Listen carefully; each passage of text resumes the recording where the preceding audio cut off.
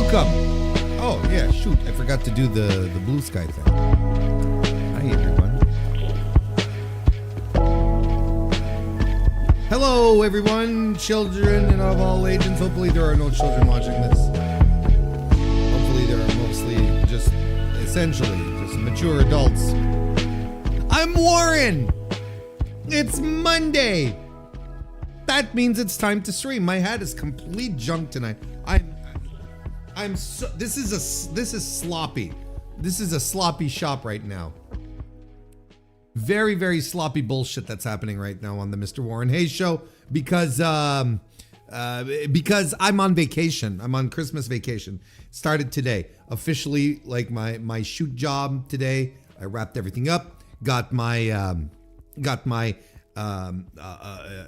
of office responders all raring to go. I've got the bots working for me right now. They're answering people. They're saying, Warren's not around. You're gonna have to deal with it because Warren's not around. I don't know what you wanted with Warren, but it's gonna go back. He's gonna deal with it in January. So eat shit. Like, hopefully the robots will not say that. When I say robots, I mean just scripts. It's nothing really sophisticated. But here I am. Here I am. I mean, here you are. And it is just a couple of days before the big Christmas. You know what? Here's the thing. And we're going to do this live. I was trying to fiddle around with the background lights. And I was like, oh, wouldn't it be nice to have just like a mood? Wouldn't it be, like something, that would cycle, right? And I'm like, oh, this is the Christmas. This is the built-in Christmas one that they have. I didn't design it. I didn't put any effort into this. This is the green one is weird, right? Isn't when it cycles to green, isn't it kind of weird? I don't like the green. Blue's fine. The blue's fine, but I feel like the green is weird.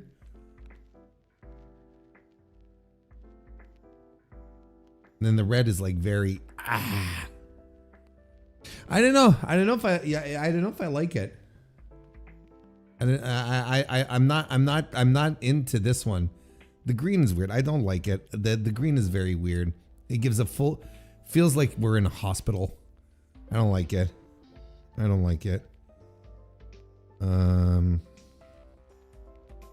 This is the one that I usually use when I do a cycling light colored background. This is typically the one I use here.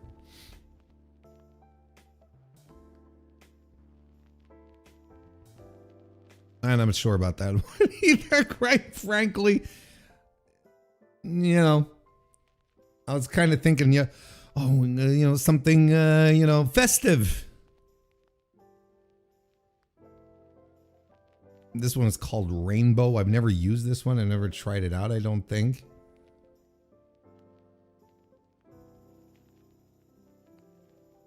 I don't know. Let's just see how this one goes.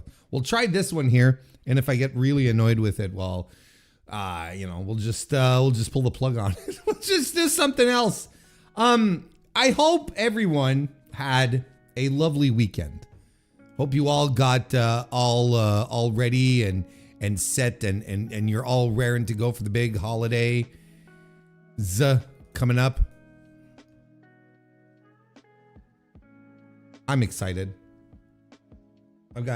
I've got everything pretty much set up. Just a few measly details that need to be tightened up tomorrow. And then starting on the 24th, it's like complete and utter like R&R enjoyment, relaxation, fun times. I'm looking forward to it.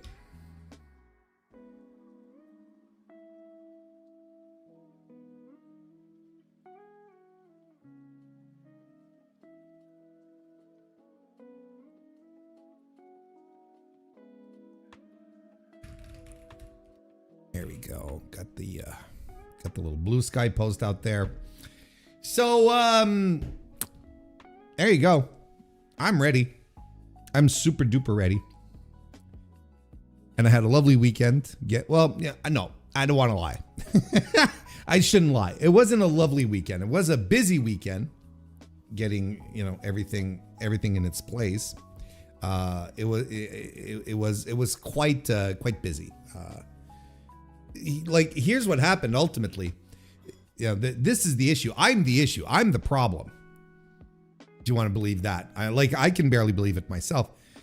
But what happened is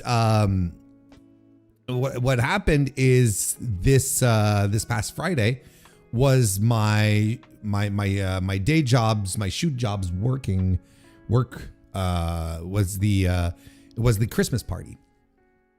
And it was a good time. We had a very, very good time.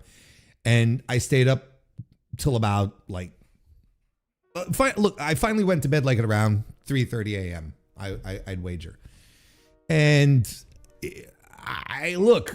and most of you know, right? I don't drink. It's not a hard rule where it's like, oh no, I don't drink any alcohol at all. But in these circumstances, especially with a nice meal, you'll get there, you'll be offered a nice little glass of champagne for a toast. I'll take the little glass of champagne for a toast. I like the champagne. Prefer the cava personally, but take a nice little glass of champagne. And then with the meal, well, I like a nice glass of wine with a good meal. So then I have the glass of wine, and that's about it. I don't start knocking them back. I'm not, at the bar doing shots. I'm not like that. I haven't done that in a very, very long time. So when I tell you that the next day I was so tired, I was completely exhausted. There was nothing to do. I woke up, kid you not, Juno, God bless her, let me sleep till 10. I love my dog to death. But then, she started nuzzling me. While I was asleep, she'd come up and she was like, I was like, okay, baby, I get it. We're going out. Okay, I get it. So I go outside with her, come back in, and then I'm like, all right, let's get this day going. We got a lot of stuff to do. I sit down, have a bowl of cereal, and then I go into the living room with a little cup of tea. And I'm like, oh, let's watch a YouTube video or two. And as I'm watching the YouTube videos, I'm like, you know what? I'm going to have a nap. It's like, I just woke up and I'm like, okay, nap time. So then I have a nap, and then I wake up after the nap and I am still tired. I'm listless. I'm like, you know what? Screw this. I made the conscious decision to not do anything with my day afterwards. I did jack shit. So the problem was then that everything that I wanted to do that I had separated between Saturday and Sunday, I all had to do on Sunday. And so I guess I had a nice relaxing Saturday. And this means essentially, but I also knew this, but I had the triple confirmation, if anything. I cannot stay up till 3 a.m. anymore. That's done. I wasn't doing anything out of the ordinary. I was just, I wasn't dancing. I don't dance. So I'm not dancing to music. I'm not I'm not high. I'm not drunk. I come home. I actually drove a colleague home because they were pretty trashed. So it's I just came home and I went to bed and I woke up and I was still tired. So there you go. Stories from the old man once again, but that's what happened this weekend. Voila. And then I had to get all my stuff done on Sunday. But hey, you know what? The important thing is that I got it all done. No one can say, or I wasn't running around today trying to get stuff done. I was like, I got the maximum amount of stuff I could do done on Sunday. You know, like with all my planning, my weekend ended exactly where I wanted it to be. But maybe I was a little more tired than I expected. But look, it doesn't matter because I'm on vacation and I'm celebrating with a sunset sarsaparilla. For all you New Vegas fans, no, there wasn't a blue star under my cap. Before you start sending out the weirdos after me. So there you go. And my turkeys is in the fridge. It's been defrosting since Sunday. According to my planning, as on Wednesday I should be able to dry brine it. So I'll have a nice tasty turkey when Thursday comes around and I pop that sucker in the old heat machine. Very excited. Very excited for all of that. So that's the very mundane tales that I have right now.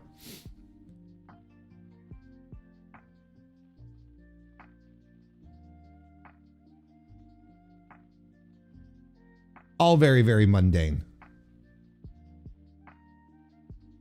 So there you go. There you go. There you go. And I'm just like, and today I'm like, okay, everything is great. You know, I worked today, obviously, but it's when most of the office is already gone on vacation. I'm like, there isn't much to do. So, did a couple of things, but wasn't exactly my busiest day. Now we're gone for 3 weeks. So there you go. So that's the long and short of it. And we are here tonight, though. Stop living in the future, Warren. The present is now. Time to say hello to some people. William Davis, nice to see you, brother. Member of the Mr. Warren Hayes Show channel. It is tremendous to see you. And a Merry Christmas hoo-yah to you as well, friend. Silver Apocalypse, nice to see you too. Welcome to the chat. Also member of the channel. And a happy holidays to you as well. Sports and Things shows. Our boy Carlos is very nice to see you. No hot cocoa though. And I want to. Ever since I've stopped drinking caffeine, like coffee, on a regular basis, caffeine is back to having a legitimate effect on me. So, unfortunately, no hot cocoa at this time of night. But tomorrow morning, actually, eggnog. I have eggnog ready. I have the eggnog. I fucking love eggnog. I think eggnog should be culturally appropriate for the entirety of the year. It shouldn't be just a thing where people drink, like for a week a year. I think eggnog should be, you should be able to prepare and serve and drink eggnog like just like you'd serve, a glass of water or, a glass of whiskey. I think I fucking love eggnog. And everyone else in my family is like, yeah, eggnog is great. Not great. Eggnog is fine. It's nice, Dad. I'm so like, what do you mean it's nice? It's great. Eggnog is awesome. So that's what I'm looking forward to enjoying over the past few. Well, adults, not sure about mature. True, we are pro wrestling fans after all. Let's watch some wrestling. Nice to see you and welcome. Also member of the channel. And a happy Monday to you all.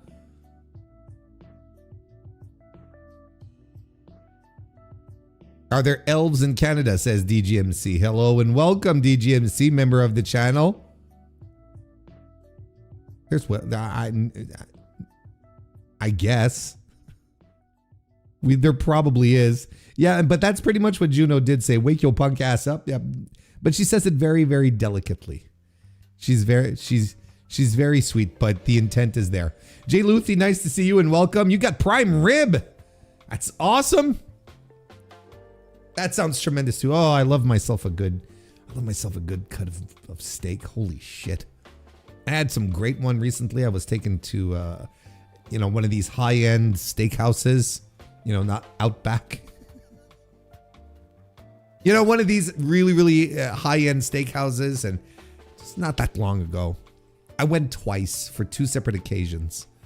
And I had New York strip on one time, and I had prime rib on the second. It was awesome. If anyone needs a movie suggestions as a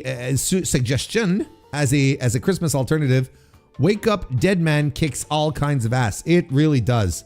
I watched, I think it was last weekend. It's so much fun. It's the one, I think this is the Knives Out movie that I enjoy the most out of the 3. Like the first one had tons of charm and, was the introduction and whatnot. And I thought it was wonderful. I liked the second one a lot too. I liked it a little less than the first one. Just because I thought it was maybe trying too hard, and especially with the big reveal. I was like, I feel like we're pushing the envelope here, maybe in a direction that sort of doesn't feel quite like in lockstep. And the third one here, this third one really does feel like it had like a movie. And what I mean is that you really felt like there was a through line theme that all the characters were exploring here. And I liked it tons. And I thought the performances were great. Story was fantastic. I thought the reveal was wonderful and efficient and made sense. I loved it. I thought it was great. And I'm with let's watch some wrestling. I highly recommend if you haven't watched it. It is on the Netflix.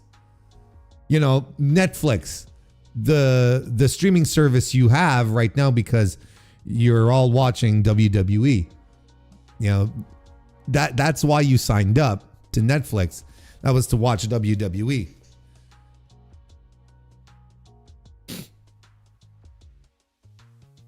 Oh shoot, I just thought of okay. Never mind. Like I thought we might be doing some live research. Just to put it out there. We'll come back around to it. It's okay. Like I'm thinking out loud. Don't mind me.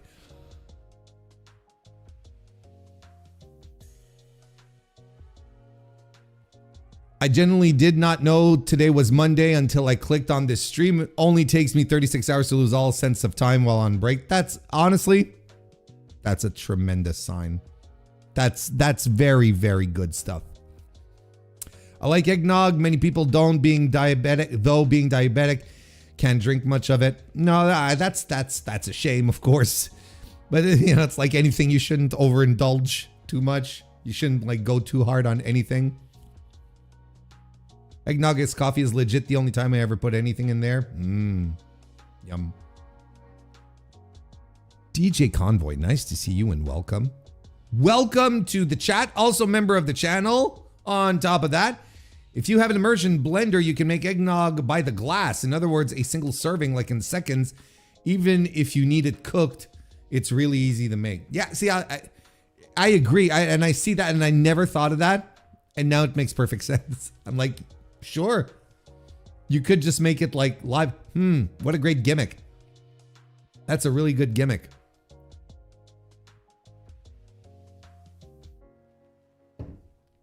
But you see, like I try all sorts of things to get these people, meaning my family, to drink stuff that isn't necessarily alcoholic. And last year I made a punch. I can't remember exactly what was in the punch, but there was a lot of shit. There was a lot of stuff. I had pomegranate juice and seltzer, and it was really good. Cranberries. And they're like, what's in the punch? And then I tell them the ingredients. And no, but did you put like, bourbon in it or something? No, whiskey? No.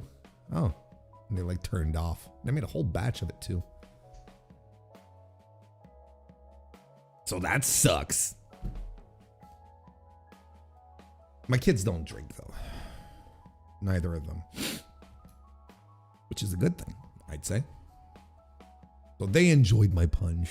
But then again, I would have made them buy the glass. Just, the same thing with the eggnog, too. Well, listen. Hey, yo, this is the last stream before Christmas. Not the last stream of the year. The last stream before jolly old Saint Nick comes home invading once again this year, his annual home invasion spree. And listen, I hope all of you have a lovely Merry Christmas, and that you end up spending it with, in whichever way that makes you the most happy, right? Loved ones, friends, solo, just a couple of, or maybe just a couple of very choice people. It doesn't matter, as long as whatever setup makes you happy and ensures that you can take full advantage of the holiday. That's what's important, and I hope that'll be the case. In the meantime, like I said, this is going to be my last stream before then, because I will, for those of you who weren't around last week, or just or if you need a reminder, I will not be streaming on Thursday. This is going to be the schedule, actually. I'm not even sure there's going to be like a podcast release this week yet. I don't know. I'm hanging towards no. I don't know, maybe, or it might be short. It'll depend on the quality of stuff we discussed tonight. It'll depend on whether or not I'm doing a good job. I want to put that out there as something that I want people to spend their time listening to. So that'll depend, but also at the same time, it's like I'm just, there's some cleaning and upkeep and junk like that I have to get done too. So, I just want to make sure that, everything is ready. So I don't know if there's going to be a, the podcast in itself this week, but if you've listened to the stream, to last Thursday's stream, tonight's stream, you're fine. You're basically getting the full version, right? There will not be an AEW Dynamite review this week, or at least on Thursday. And if I do indeed record a Dynamite review, it will either be on Friday, maybe even on Saturday.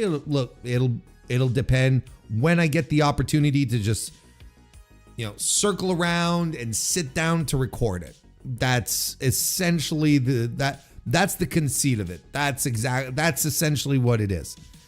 But like for sure Thursday on Christmas Day, I'm not doing any recording at all. So I'll be around. I don't know in what shape or capacity, unless there's like this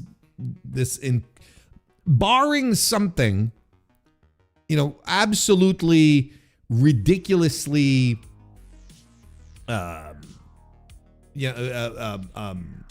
something absolutely fantastical, right? That happens.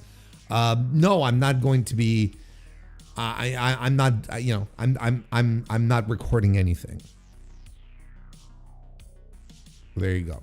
Yeah, and it'd have to be something huge, right? It's like, I don't know what else. Yeah.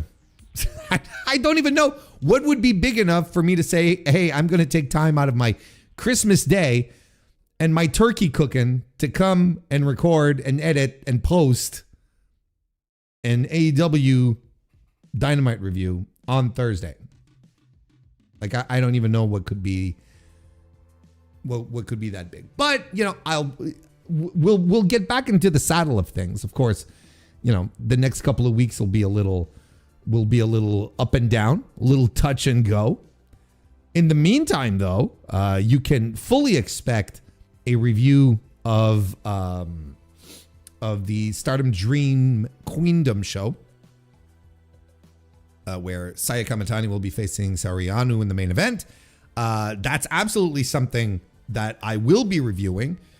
And I will be also reviewing Wrestle Kingdom 20, which is, of course, is going to be on the 4th.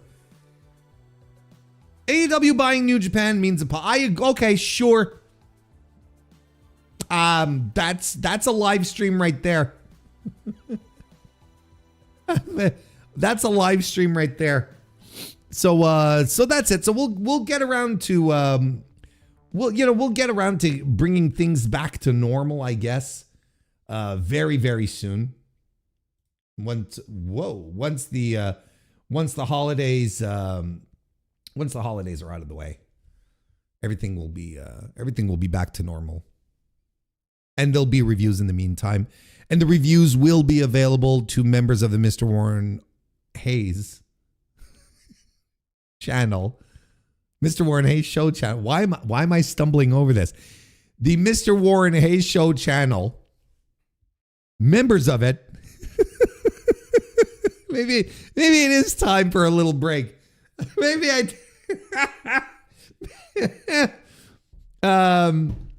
yeah, the members of the MrWarrenHayes show channel are going to get the reviews in early access. There you go. All the early access you can eat for a very low price. And I'm also planning on doing a few upgrades to the channel as well. Like the I haven't watched the membership video. Sort of my pitch to get people to join the member as a member. I haven't watched that in such a while. And the video easily at this point has to be 3 years old, if not 4. And I'm like, oh my fucking God, I have to change this. Like for sure, it's been that long. It's preposterous. Anyway, there'll be little cosmetic changes and things like that. Nothing serious. Nothing to concern yourselves about. But I'll take advantage of the holiday season to do these things. Why is my t-shirt collar like always? Why can't you just stay like nice and straight? See, why is it going down like that? Why is it sloping this way? Just like stay in place, God damn it. Boris, it's nice to see you, brother. Welcome to the chat. I have not talked any pro wrestling as of yet. We're 30 minutes into this stream. We haven't talked pro wrestling. This is what I'm still warming up. I haven't talked about anything of significance. I've talked about how much of a sleepy old man I am. That's what I've done in the first 30 minutes of this stream.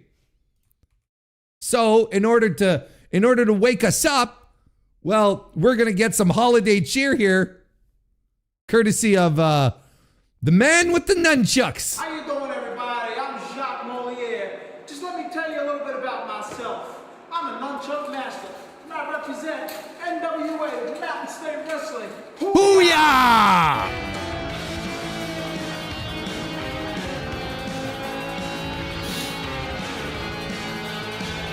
D. Owens, nice to see you and welcome.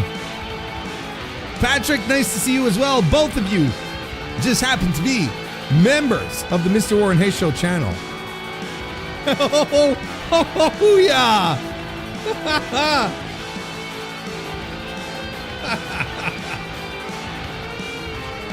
Festive Jacques. He gets his no. I mean, this is a funny video, but we're not watching. Festive Jacques gets his he gets his stuff. He gets his he gets his special nunchucks, that end, and they're like at the ends of the nunchucks, it's like antlers. It's little deer heads. It's little Rudolphs, right? That he's got there on either side. Wah wah wah wah wah wah wah wah wah wah wah wah wah wah wah wah.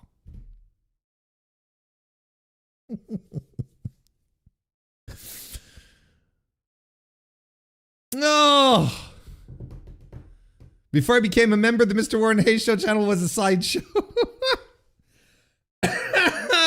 Oh, what a great segue into this first thing I wanted to look.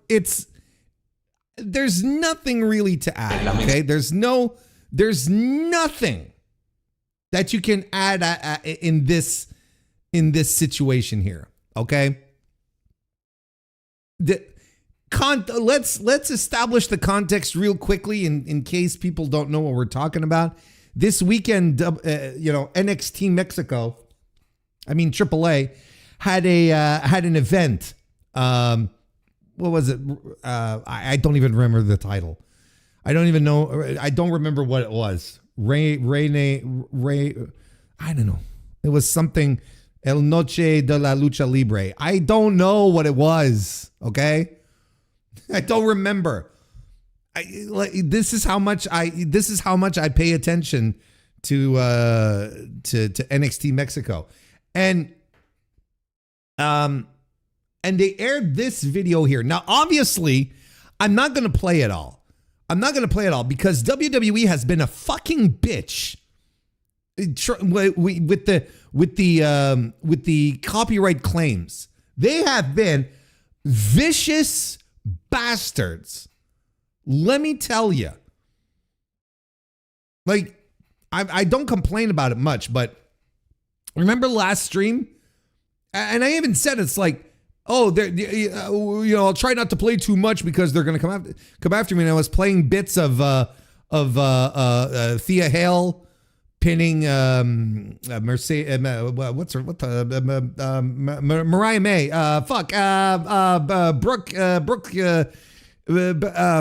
Blair Brookside.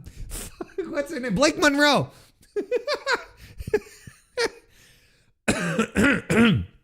So, thank you. Maybe it is. Maybe I do need like a nice break to reset this brain of mine. So I was playing bits of that, right? Because I was showing it off because we were pointing and laughing and having a good time at it, which I think is absolutely okay to laugh at, considering, yes, please, someone do, get the little paperclip, and I'll show you where the paperclip hole is. All right. So she's, we were, and I was saying, as I was airing, I was scrobbling through the clip. I was like, oh, I can't show too much because WWE is going to come after me. And they did. And they claimed the live stream, and it's like limited in most countries and ineligible to make money. Right. I'm like, well, fuck you guys. So I'm going to be very, very, very careful. I'm going to be particularly careful here. All right. I'm probably not going to play anything because the subtitles tell the story, right? It's like this was aired at the show that AAA was putting on, and the narrator is speaking Spanish, and it was subtitled for us gringos. So for a seat at the table, right? And then you have, the awesome part here in this video here is this is a video that is shown at the beginning of a AAA show. And you've got the first wrestler you see is Dominic Mysterio, who apparently is injured, by the way. Dominic. And so he's the first guy you see when we're introducing AAA. So for a seat at the table, tonight isn't an ending. Oh, and here's the second wrestler that is shown. It's Shooter Natalia. All right. And then finally we get, oh, wait a second. Isn't this El Grande Americano? I think. Or am I mistaken? Or is this Dragon Lee? I'm not quite sure. I think this is Dragon Lee. Oh, it's Octagon. I wasn't sure. So 3 wrestlers in, appreciate it. Octagon Jr. 3 wrestlers in, And finally, we actually see someone from the fucking company they just purchased and not a WWE transplant. Tonight isn't an ending. It's a last breath. All right? Before everything changes. And the other wrestlers we see are the fucking Wyatt Six. So we see a whole bunch of wrestlers to start this off. But there's only one like actual Mexican-born AAA, AAA hired wrestler in this entire start. It's mostly WWE people. And for a seat at the table, tonight isn't an ending. It's a last breath before everything changes. Okay. And then we start getting the sizzle reel of, last WrestleMania, WWE picked up AAA. It's global.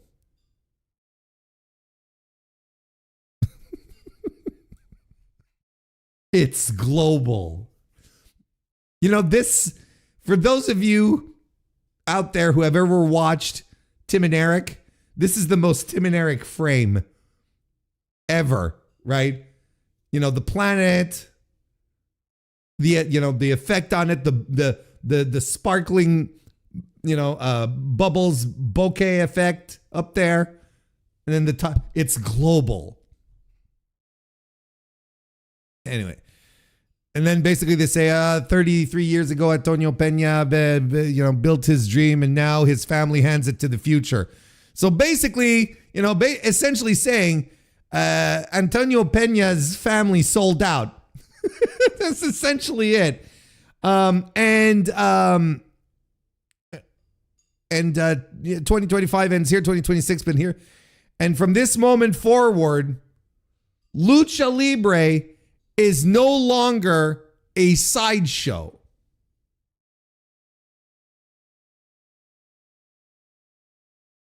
Which is insane, which is an insane thing to say. It is the main event. It is the most condescending, the single most condescending and awful shit. And look, I'm not surprised because it's WWE. I'm not sitting here going, "Oh my God, how could they do that?" Like, it's perfectly within their wheelhouse to do this. But to be so, like, I would have thought that they would have been maybe, a little less brazen about it. I don't know why. I didn't think they would flat out say, "Hey, whatever you losers used to watch, that was sideshow carny shit. Now you guys are playing in the big leagues. Now you're the main event thanks to us. No thanks to anything else." It's not because of the rich tradition that Lucha Libre has within Mexico, right? It's because of us. Now that you're important. Like, let's completely discard the fact that Lucha Libre, and not just CMLL, AAA, has attracted, at shows, tens of thousands of people, hand over fist for years and decades. And if you want to start talking CMLL, well, then we start going back decades. The little sideshow act that El Santo was involved in, right? Remember that guy? That was Mil Mascaras, just like little bit players, just the truly hardcore Lucha Libre fans in Mexico know about these guys, right? They're small itsy bitsy little players. No one's heard of those guys.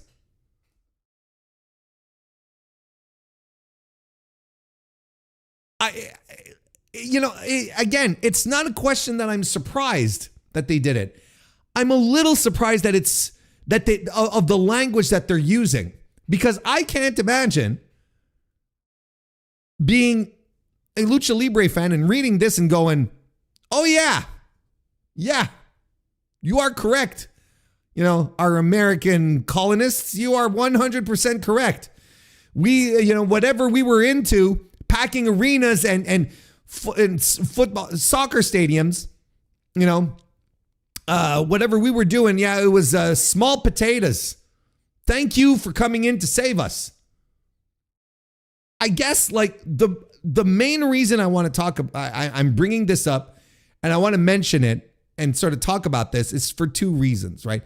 The first reason is to underscore just how much I hate these fucking people. I hate WWE with when I see shit like this, it just reaches deep inside of me.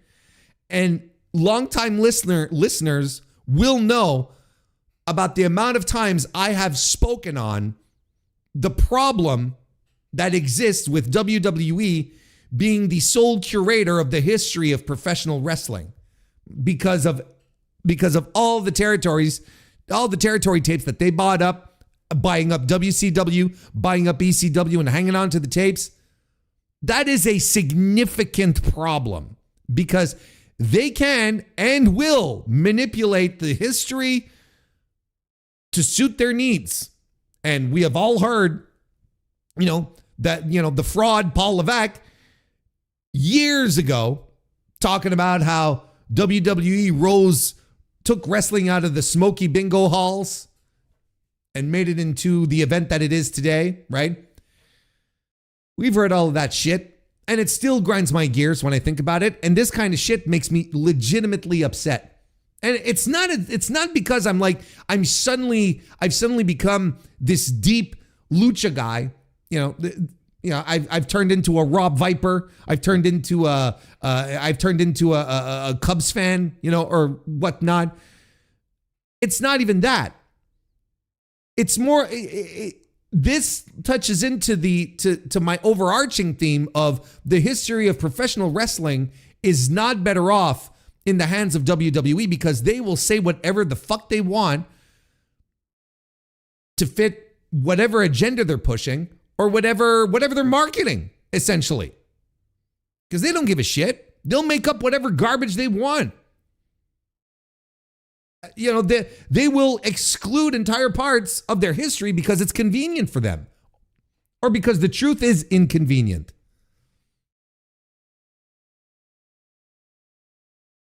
So, it's a thing.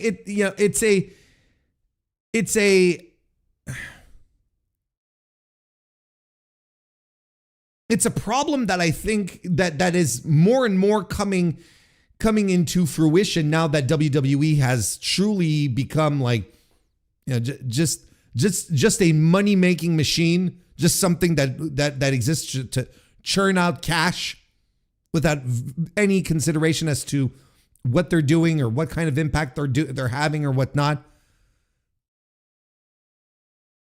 And look, I'm no expert. I don't know how Mexican fans are going to react to this kind of stuff, right? If they keep pushing down this road, right? If they keep making these types of statements, right? Look, in the meantime, CMLL, their whole tagline is made in Mexico, right? I wanted to say it in Spanish, but I forgot what made in. I think it's hecho, right? Hecho en Mexico, I believe. No, I said it anyway. I think that's what it was. But for a moment, it sort of dropped out of my mind. Spanish is not a language I speak fluently, so don't come after me. I'm trying. I'm doing my best here. But you see, in the meantime, CMLL is taking the opposite path, and they're saying, look, this is made by us here in Mexico by Mexicans. We don't have, outside forces telling us what to do, feeding us cash. We don't handle any other interests. This is Lucha Libre made by Mexicans for Mexicans. And you can appreciate that. But I'm telling you, the problem that exists in pro wrestling today is that the true history of professional wrestling will be in danger because WWE being the premier voice, being the biggest promotion in the world and by far, will always have the opportunity, the chance to push their narrative above anyone else's. And that's the one that's going to be the most heard. And that's the one that has the chance to be most assimilated, most absorbed, I should say, by people. Which makes things like going after Dave Meltzer and discrediting him and having him come across as, as a phony, as a goofy old man. These things are terribly detrimental to the true history of professional wrestling, because Dave is the archivist. He's the guy who has seen it all. In the modern era, Dave has been there every fucking decade, recording everything that he saw, that he watched, that he heard, that he learned, that he reported on, everything. But Dave is, for some reason, is now by default an unreliable narrator. Oh, Dave lies. He makes shit up. He just invents things. His source is the janitor. All that shit. We know where this comes from. And I don't want to give the impression that,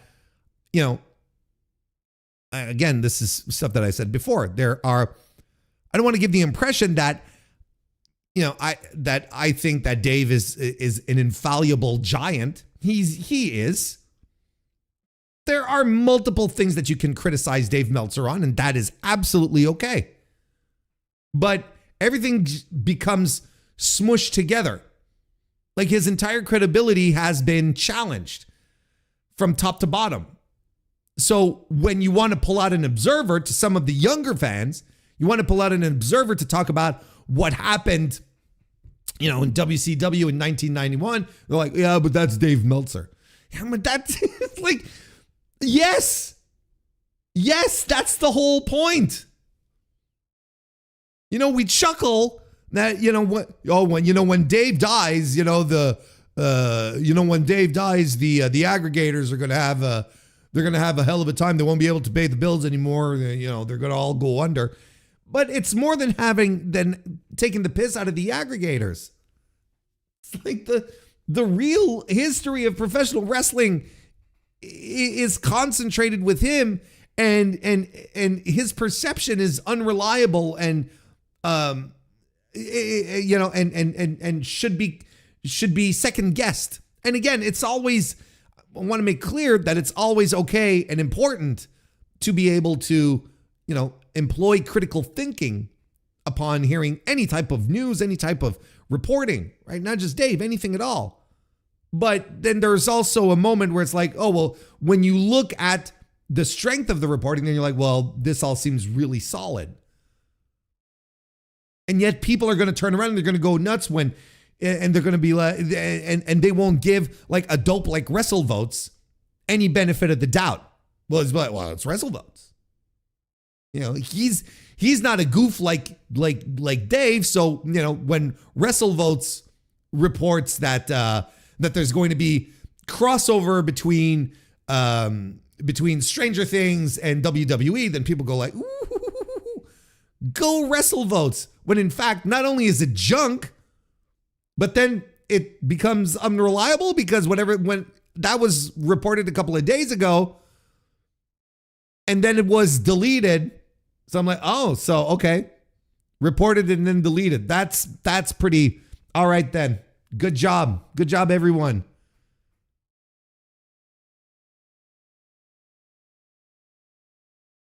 I don't know. I don't think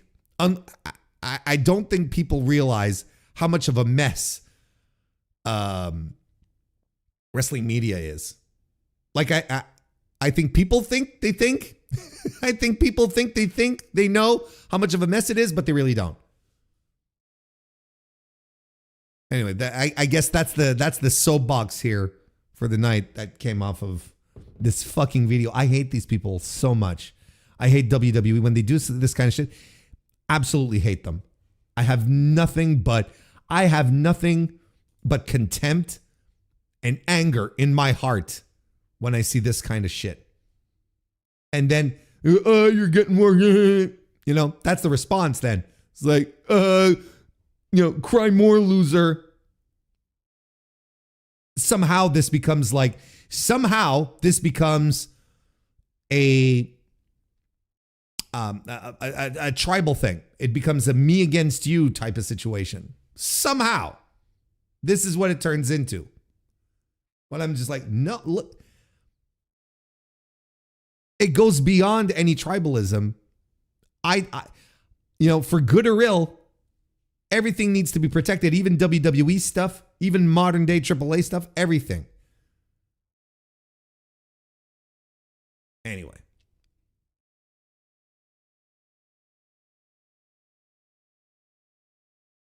Yeah, they totally did the smoke-filled bingo halls thing with Lucha. Yeah, exactly. Calling it a sideshow is actually really insulting. Call of the Lodger, nice to see you. Welcome to the chat, brother. Heaven forbid WWE be proud of the promotion they purchased. It always needs to be framed as we're here now. Yeah, exactly. It's like we're saving this company. We're saving this company. Now we're making it where we will make it achieve the greatness that it never was able to hit, right? Do you think The Undertaker has a favorite Perro Aguayo match? Oh, yeah, against Rey Mysterio. That'll probably be his goofy ass answer.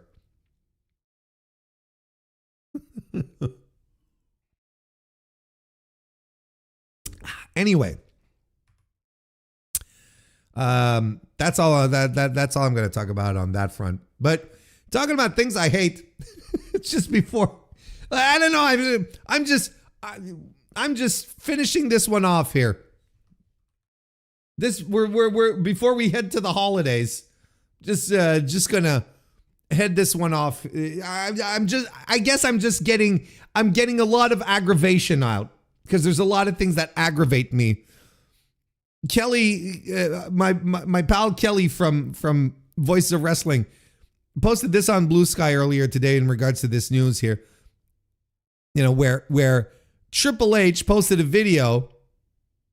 Paul Levesque, Paul the Fraud Levesque,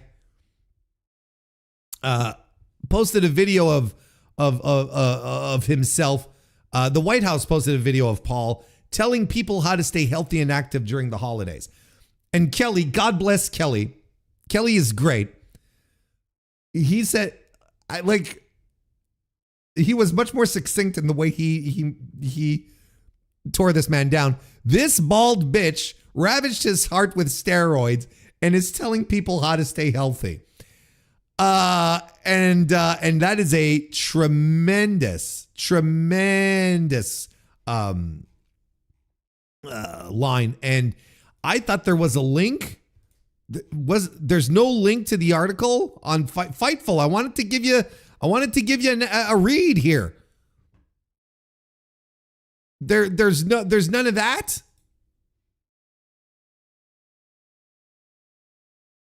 All right, hang on a second. There we go. We'll go over here then. Sheesh. Post your links. Here's what, and this is not necessarily just a thing about, I'm not necessarily picking on Fightful here, okay? Because there's a lot of people who do this, right? Who post on Blue Sky like they post on Twitter. So, doing the one post, but not adding a link because X will not, the X algorithm will not promote your post organically if there's a link in it, an outside link, right? Because Elon Musk is he's the smallest man alive. So you have to do the first post in thread, the first reply, I guess. That's where you put the link. You don't have to do that. You don't have to do that on Blue Sky. And people who post like that, I'm like, learn your social media. Learn the best practices here. because you don't have to post and not post a link. There's no algorithm on Blue Sky. There's no algorithm. So you're not going to get buried. This is the best way for people to share your articles, you know. Anyway, we've got the thing here. I'm always accused of blindly hating WWE and I have to correct them that my hatred is very well informed. Exactly. We're not just hating for the sake of it. We're hating because we get it. You're going to listen to this. Because if I had to listen to Paul the Fraud Levesque at the White House, you got to listen to him too. All right, we are outside of the White House. Who's we? Waiting just to go into the Oval Office to meet with the president. Now, I don't know how these things work, okay? I will legitimately admit I do not understand how these things work, okay? I don't know what protocol is usually to go and meet the president. Maybe my American friends here in the chat will be able to advise me. But it seems kind of weird to be as a guest of the president and you're waiting to go into the Oval Office that the president has you wait outside. He's not in an adjacent room, not in, the fucking, I don't know, the Lincoln Library, if that even exists, the Taft beer salon or whatever the fuck. The Taft draft is what they call it, I believe. He's outside. I'm just waiting outside to come see the president. Like, this sounds kind of dopey. Is this like the protocol, or is this again, Donald Trump swinging his dick around? Is like, oh, you want to come see me? All right, wait outdoors in the DC, in the cold DC December weather.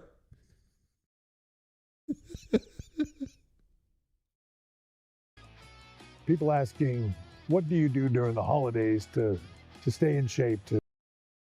Yes, that's what people are asking. That's what people are asking.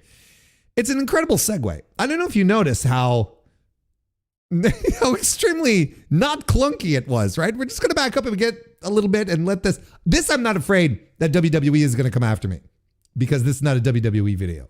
So, also I wanted to point out that, oh wait, we'll see. Oh, I fucking hate the fucking video player on Twitter is such bullshit, guys. I hate it so fucking much. It's literally the worst. All right, we are outside of the White. I just want to take, I forgot to mention this when we started the video, when I saw it. Triple H, right? Not Paul the Fraud Levesque, right? Triple H, WWE World Champion. Not, WWE head of creative, whatever his fucking title is, or not even former WWE World Champion, right? We're all gimmicked up here.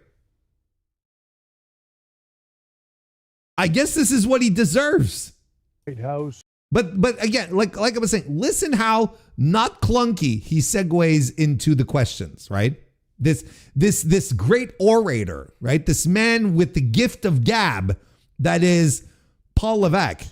Waiting just to go into the Oval Office to meet with the president. People asking, what do you do during the... People always asking, what do you do? Smooth, Paul. The holidays to stay in shape, to get stronger, to be healthy. What do you do during the holidays to get stronger, Paul? Gee willikers, I wonder what you can do during the holidays, like a 7 to 10 day period to get stronger.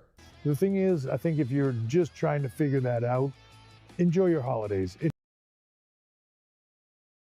What? What? Hang on, what? I think if you're just trying to figure that out, enjoy your holidays. What does that even mean? Is he trying to say, look, if you don't have a plan, never mind, just like enjoy your holiday, don't stress yourself out? Is that what he's saying? Is that what I guess? Am I creating headcanon? Am I the Paul Levesque whisperer? Enjoy the holiday season. Take time, spend it with your families, do whatever it is to make you have a good time. But do something active. It can be simple. What I would recommend is... But do something active. It can be something simple. Do something active. Just whatever it is, just do something active. This is Triple H's big advice. This is, people coming up and asking me, Trips, what can I do to keep how can I become strong over the holidays? Just do something active. Just do something active. Just just start moving. We're not done. We're not listening to this goofball. I don't know who this guy is. But maybe everything will become clearer with this part of, maybe this will become clear with this part here. Just do something. Get moving. If America just gets moving, we're all going to be stronger. We're all going to be healthier. We're all going to be in way better shape next year. Wait, what? Keep it all the way to December next year. Just do something. Just do something. Just do something. It's simple. Just do something. Get moving. If America just... Get moving. That's all. That's the advice. This is the guy who is this is the brain trust. He is part of the brain trust that has been assembled, by the president of the United States to lead his health and fitness, task force or whatever the fuck. This is the brain power at work here. This is the guy. Like he is going to be shaping the policies. And it's like, well, can you give us some advice? Just do something. Just do something. And the fucking goofs that are filming this, the social media crew, the meme edgelords that are filming this, they finish it up, they wrap it up, and they're like, excellent job, Mr. Levesque. Thank you very much for your time. Excellent job. What a great message you've sent out to the American people. Get moving. If America just gets moving, we're all going to be stronger. We're all going to be healthier. We're all going to be in way better shape next year. Just get moving. Just do something. You slobs. Yeah, his advice ends up sounding like, a father talking to their teenager who sleeps too long in the day, right? It's like, where are you going to go find a job? Like that's what it sounds like. It's extremely condescending. And this guy, this fucking guy, he thinks he's so smart. Like he thinks he's on top of the world, just like a guy that you need to listen to and follow because he's got these incredible insights, right? And all he's got to say is, do something. Don't ask me. Just go do something. Move. And if everyone starts moving, America's going to be stronger and healthier. If everyone just does something. Jesus Christ. What a goofball this guy is. I hope they had him wait outside for 20 minutes in the DC December cold. We will never miss an opportunity here on the Mr. Warren Hayes Show to take some shots at Paul the Fraud Levesque. Triple H is going to try and ask Trump to make it national. Triple H is a bigger star than The Rock Day. You bet he will.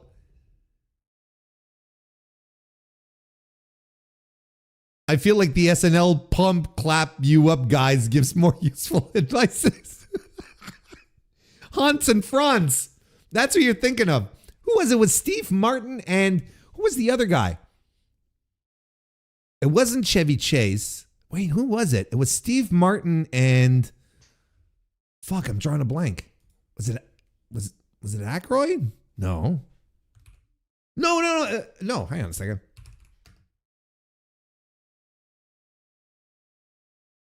Oh wait, so it's Kevin Nealon and Martin Short. That's right. That's right. Not even. No, it's this guy. The Master of Disguise.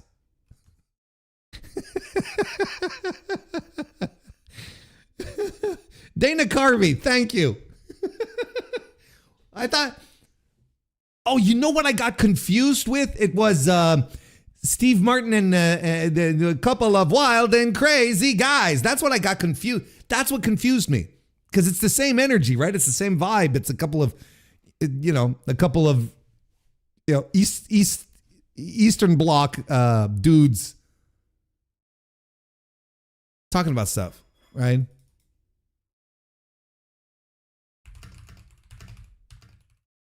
Well, who was the other guy with Steve Martin then? It was Aykroyd. Okay, there we go. Okay, so because this is what I got confused with. That's what I got confused with right here.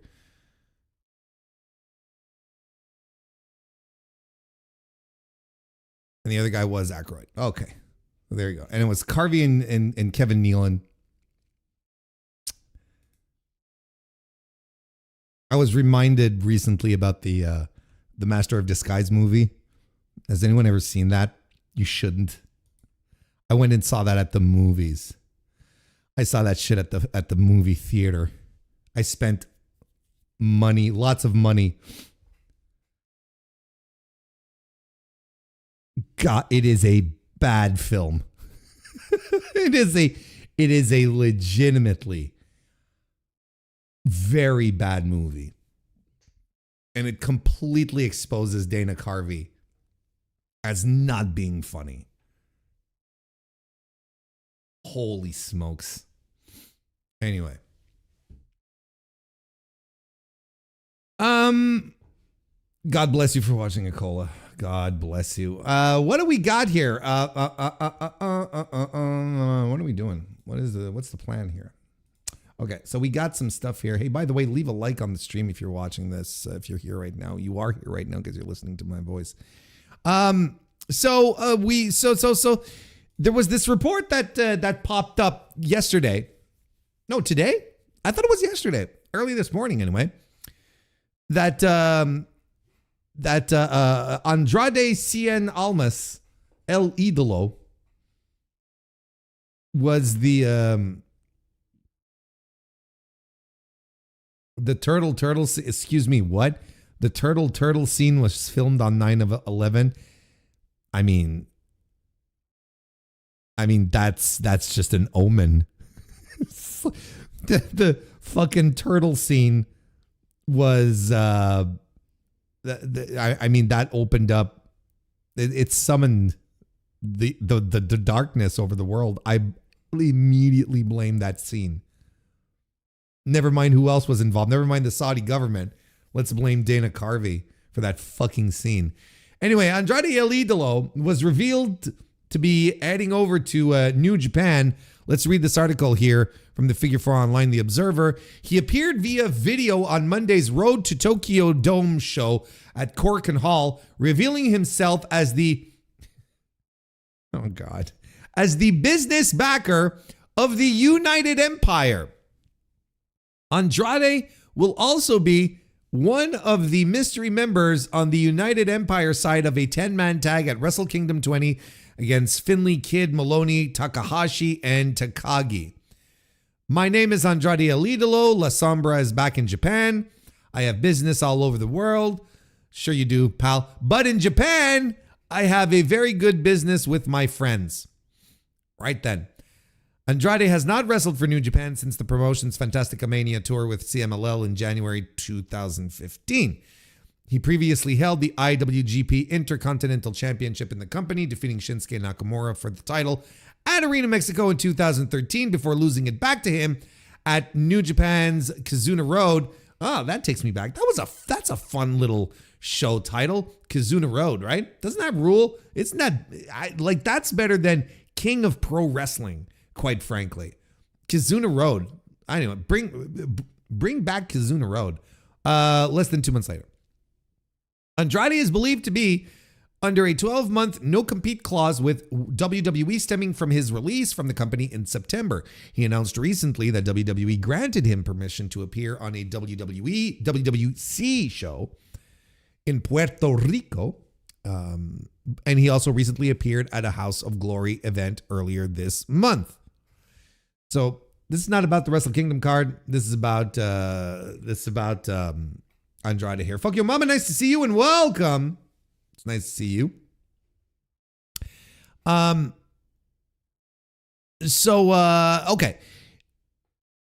So this appeared earlier today, essentially, because we are recording this on the 22nd. So this appeared earlier today, and people were like, "Oh, isn't that interesting?" And I was sitting around thinking to myself, "Oh, well, I guess that means that WWE's non-compete is probably only for North America, or at least in North America, they're selective as to where he can go because he was able to go to House of Glory. And WWC is the Cologne's promotion, so they probably have a better relationship with I don't know. I couldn't tell you, right? But turns out that Andrade is free. Hashtag free Andrade worked, you guys. It worked. He's free to sign elsewhere after WWE no compete has been waived. Once again, social media wins. Congratulations to the campaign to free Andrade. Fightful reported on Monday, that is today, that Andrade's deal with WWE came to an end around December 12, officially becoming a free agent and free to sign wherever he pleases. That is pretty much what a free agent is. He showcased that over the weekend, not only appearing at House of Glory, but also revealed himself as the new benefactor of the United Empire at New Japan's Road to the Tokyo Dome event on Monday morning. By the way, he hired Mortos. Hang on. You just wait a second. Here's the thing. That I want to mention that kind of made me groan, but also gave me a good old chuckle.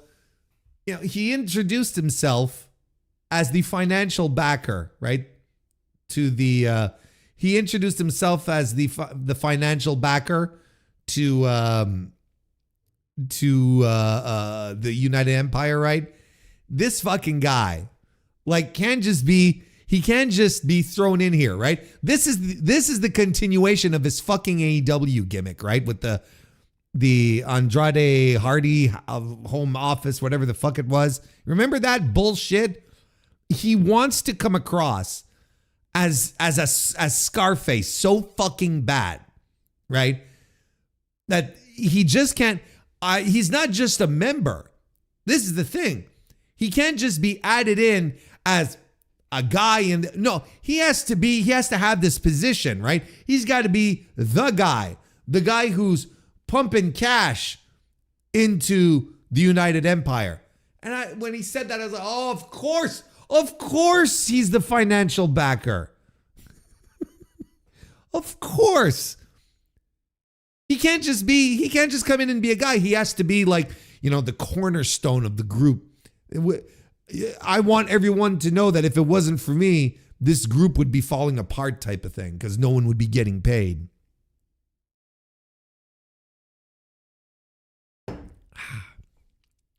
Anyway, back to this bit of the article here. Talking about Beast Mortos, according to Fightful, Roosh introduced Andrade to an attorney and representative that worked closely with WWE for years, and as a result was able to get his 1-year non-compete clause waived, allowing Andrade to sign elsewhere. And you see the jokes write themselves. The Beast Mortos jokes write themselves. Roosh introduced him to a lawyer. Oh, really?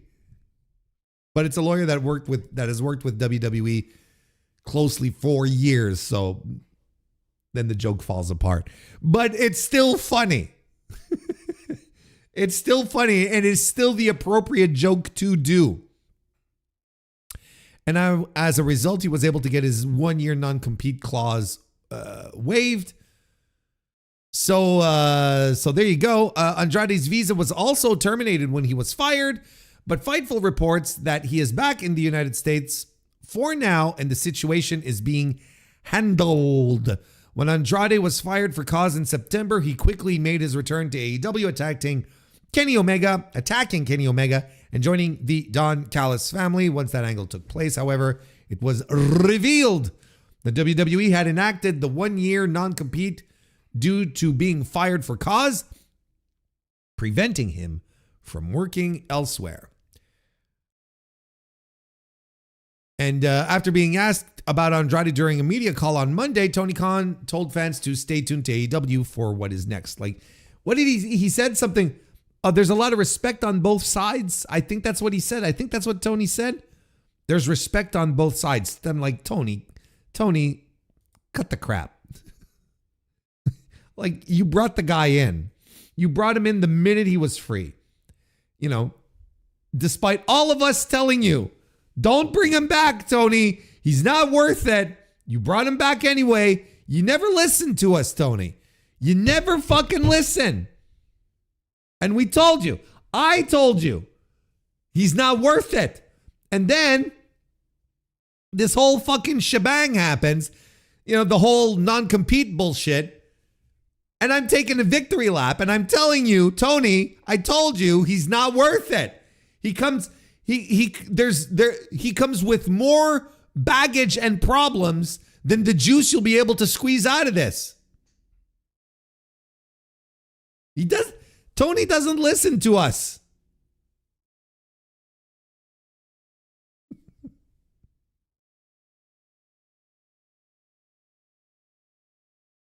I mean, look, okay.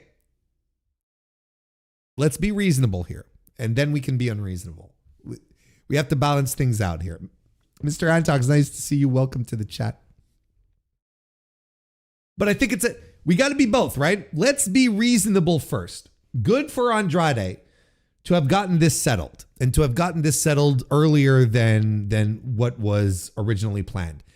There is, even though, I put a, even though I put a lot of, what's the word I'm looking for? I poke a lot of fun at Andrade for who he is and what he does. And, and my thoughts on him not being worth, the juice not being worth the squeeze are absolutely fundamental. I'm glad that he got this settled, and that he was able to beat this absolutely 100%, labor unfriendly clause in the contract, so that he can go out and practice his craft, basically what he does for a living, without being hindered by legalese. A year is preposterous. We've talked about this before. It's preposterous. It is absolutely ridiculous. Now, 90-day non-competes, 30-day non-competes, stuff like that. Like, I have a non-compete in my own work contract, right? I can't leave and then tomorrow go work for a direct competitor. And I understand that. That's fine. But then I get a proper severance package too, to make sure that, I'm, not everything, that the ship doesn't go down in flames around me in the meantime. There's,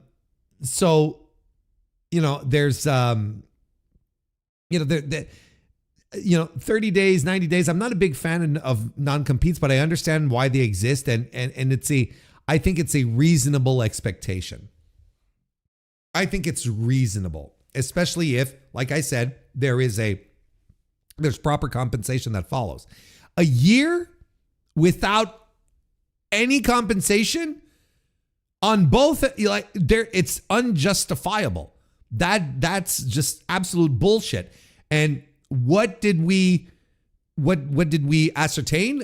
Us here on this D-List podcast, we said WWE will never want this to go to any court because deep down inside, in the putrid blackness of their hearts, they understand that their concept for that the concept of these contracts is unenforceable. Like if someone were to challenge this, they would be unenforceable and they would have to review all of their contracts, and they do not want this. And I even argued that AEW doesn't want it either, because they probably have very similar clauses to what the competition has in that regard. I would assume as much. I think to assume that they don't is naive. I think it's better to go on that and I think it's better to just have that expectation and then be surprised if it's not, as opposed to thinking that, yes, the AEW contract is all about helping the poor. That's not exactly it. Anyway, going off 10, and we're going off on a sidebar here that I don't want to go down on. But nonetheless, like we had said that if Andrade were to lawyer up and challenge this, there's no way that this would last, that this would go to court or whatever. WWE will shut it down and they'll be like, okay, no, that's fine. Never mind then. You go off and do your business, because it is clearly unenforceable. So good for him. Good for him that he got a proper lawyer to do it too. It's all good news. It's excellent news for him, in fact. And he'll be able to get back to doing what he does. J.K. Schwal with an extremely generous super chat. Thank you so much, pal. I appreciate it tremendously. JK, who has been a member of the channel for a long, long time. Not around live too much, but usually lingering in the distance with VODs. Just wanted to wish you and yours a Merry Christmas and Happy Holidays.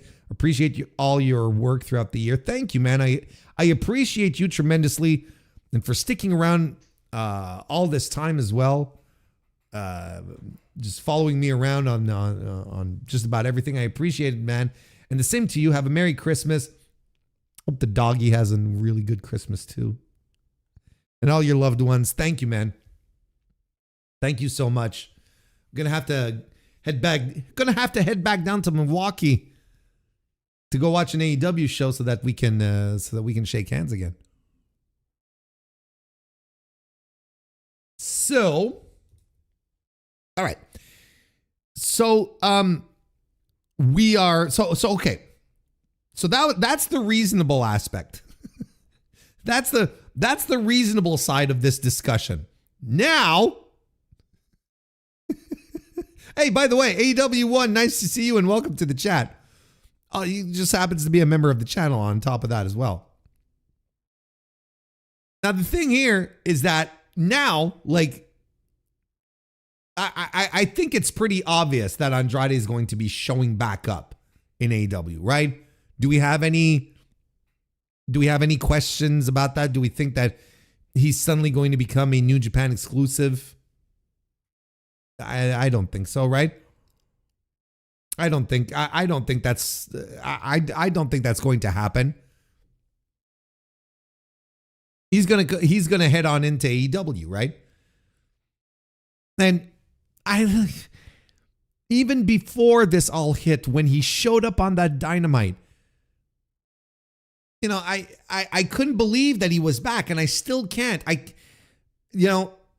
They say to never say never in pro wrestling, right?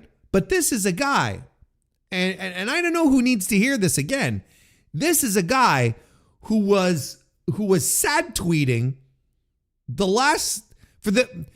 the last year of his tenure in AEW, right? He was tweeting about, being misused and being upset and, clearly hinting that he'd prefer to be in WWE, right? Because WWE was picking up a lot of steam at that time. So he clearly wanted to be a part of that. And, and I'm like, well, I mean, who cares? Like, who possibly cared for him to come back? And he was trying to get himself fired. He got into a fight with Sammy Guevara. Like, he did his best to get shown the door. Excuse me. And then Tony, does everything in his power to keep him. But this guy's, he's set to hit the bricks. Tony has him go out in a blaze of glory during the Continental Classic. Gives him a match with Miro on his way out on the pay-per-view. And we're all sitting here going, don't let the good Lord hit you, right? Don't let the door hit you, I should say. But you don't let the good Lord hit you either. Like, you don't want either. And then we turn around and suddenly, like, oh no, he's back. And I couldn't believe it. I was absolutely floored. I was absolutely floored. Right? And DJ Convoy is making a great point via Super Chat. Thank you very much, Convoy. I appreciate it a great deal. I'm a bit annoyed that now Andrade is this figure of sympathy, this outlaw or whatever. WWE made him a bigger deal by their own pettiness. Exactly. Now he's like, see, he's the guy who fought the Fed and won. But he's still Andrade Cien Almas. He's still the same guy who has never left any promotion on good terms. Or at least we thought he left on bad terms with AEW. At least we thought. That guy 64, nice to see you, man. Welcome to the chat. I think he'll be a New Japan exclusive based solely on the fact that I don't want him in AEW. There you go. And like, I don't know what he brings. Like this, like Convoy says in his super chat, I don't know what he brings to the table that makes him so special and that makes people so excited, right? He's a good pro wrestler. He's a very good pro wrestler. But he has nonetheless no track record for drawing. He's got no track record for being perceived as a huge star. The nuance that I could bring to Convoy's stuff is that, it's his, to underscore Convoy's nuance is more what I'm saying, is that WWE made him a bigger star because of the situation, because WWE never treated him like a big star either. Like when he returned, when he got called up to main roster after NXT, they didn't see him as a big deal. And then when he returned to WWE, like I bet he thought that he was going to be like on top of the world, and he muscled his way into a WrestleMania match, pushing Dragon Lee aside, if I remember correctly, to team with Rey Mysterio in a match where him being involved in it didn't make any sense because he wasn't part of the story. Anyway, doesn't matter. The storytelling company, right? Wee. And despite that, he's still not a big guy. He's still not a big star. Can he be a big star in AEW? I guess he could. Tony really seems to like him for some reason. Tony apparently is really okay with putting up with all this fucking nonsense and the previous fucking nonsense. He seems to be really okay with it. like in the scope of things, right? When you look at the AEW, okay, let's have a little thought exercise. Let's say your AEW in 2025 does not have Hangman Adam Page, Will Ospreay, Swerve Strickland, Kenny Omega, MJF, Mox. Let's say those guys are not there. You bring in Andrade, you're like, okay, we've got ourselves a big time act here, right? Right? Do we agree, chat? But and Convoy made my point. So, great minds, I guess. The Convoy made my point. AEW is blessed with the literal best wrestlers in the world, and others that don't work there are a phone call away, and then there's Andrade. No, but I'm saying I am not saying that he's a big act. I'm saying if you're the promoter, look, okay, let's say you're Carlos Silva. How about here's a better thing. You're Carlos Silva and you have access to Andrade, and Andrade's like, yes, I will work for you. And you're excited because this is no, but what I was saying, I was role playing as the promoter of this AEW that has none of these stars, right? Then you go, oh, well, this is a big time act, right? Fuck off. So Carlos Silva, but let's say you're Carlos Silva, and you get, you have Andrade at your fingertips. You're like, oh, this is a big time international star, and he's been in WWE. People know who he is. Well, you go for him, right? Because you're saying you are believing, and for the record, this is not a WarrenHayes belief, because you believe that Andrade is a big time star. The point ultimately is, kind of like Convoy was saying, is the depth of talent that exists in AEW is preposterous. And a guy like Andrade, what does a guy like Andrade bring to the table? And I don't see it. I don't understand it. He's a good pro wrestler. That's fine. But we've got good pro wrestlers in AEW that have immediate, clear upside.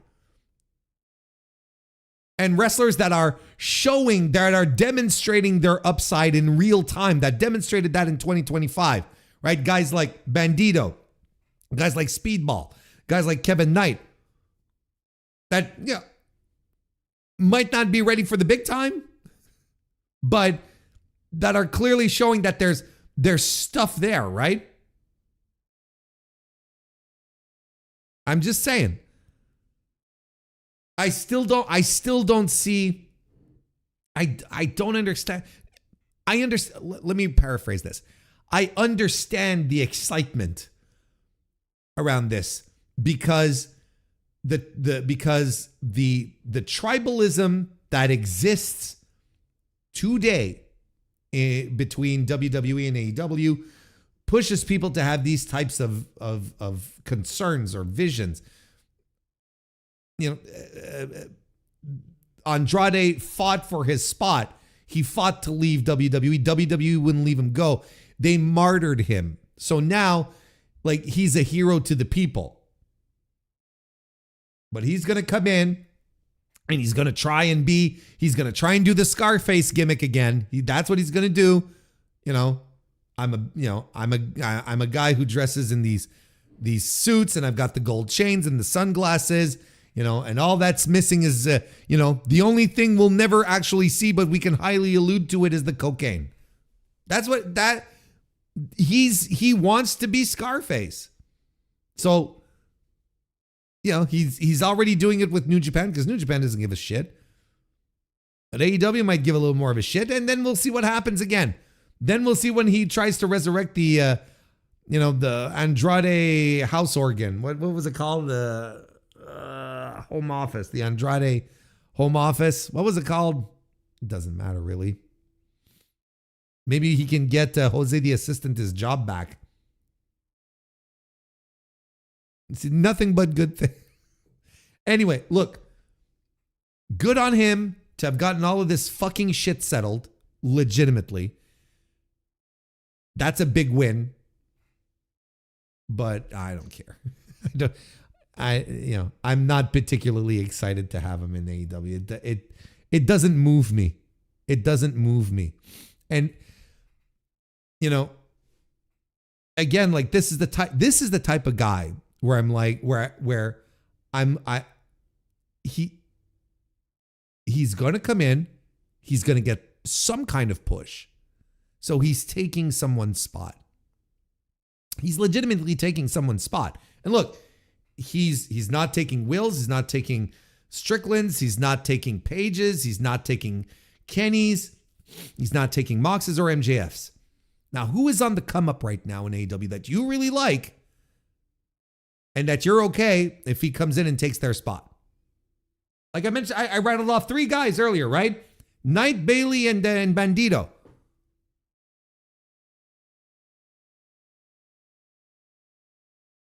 And I think like this is the thing that a lot of fans don't. Then let's say he takes let's say he takes suddenly Bandito doesn't appear as often on AEW television.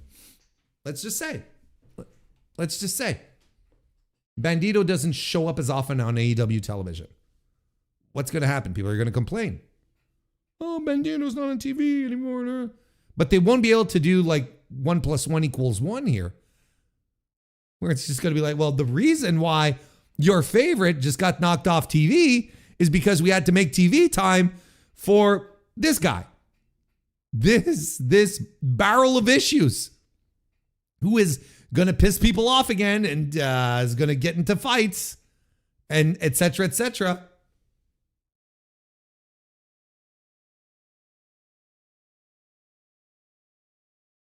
I see it like this. Andrade is a Collision exclusive wrestler. You know he's not going to go for that. He's gonna be like Carl Anderson. He will only wrestle where the lights are brightest, like Machine Gunka does. Anyway, that's all I got. But man, this Andrade dude, look, it's gonna be rubber hits the road very, very soon.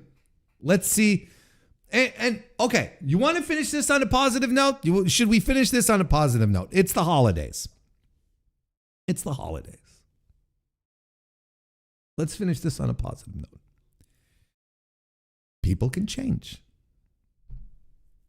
People can change. Maybe Andrade, after, realizing that the grass isn't greener in WWE, that he's not going to be treated as a top guy there.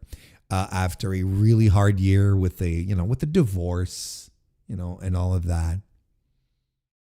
Maybe there's going to be a deep moment of self-reflection where he's going to close his eyes and look back at his career and he's going to be like, man, I really have been a dick everywhere I've been, haven't I? And I've been a dick to the point that, I'm breaking up with, I'm divorcing my wife, who I love.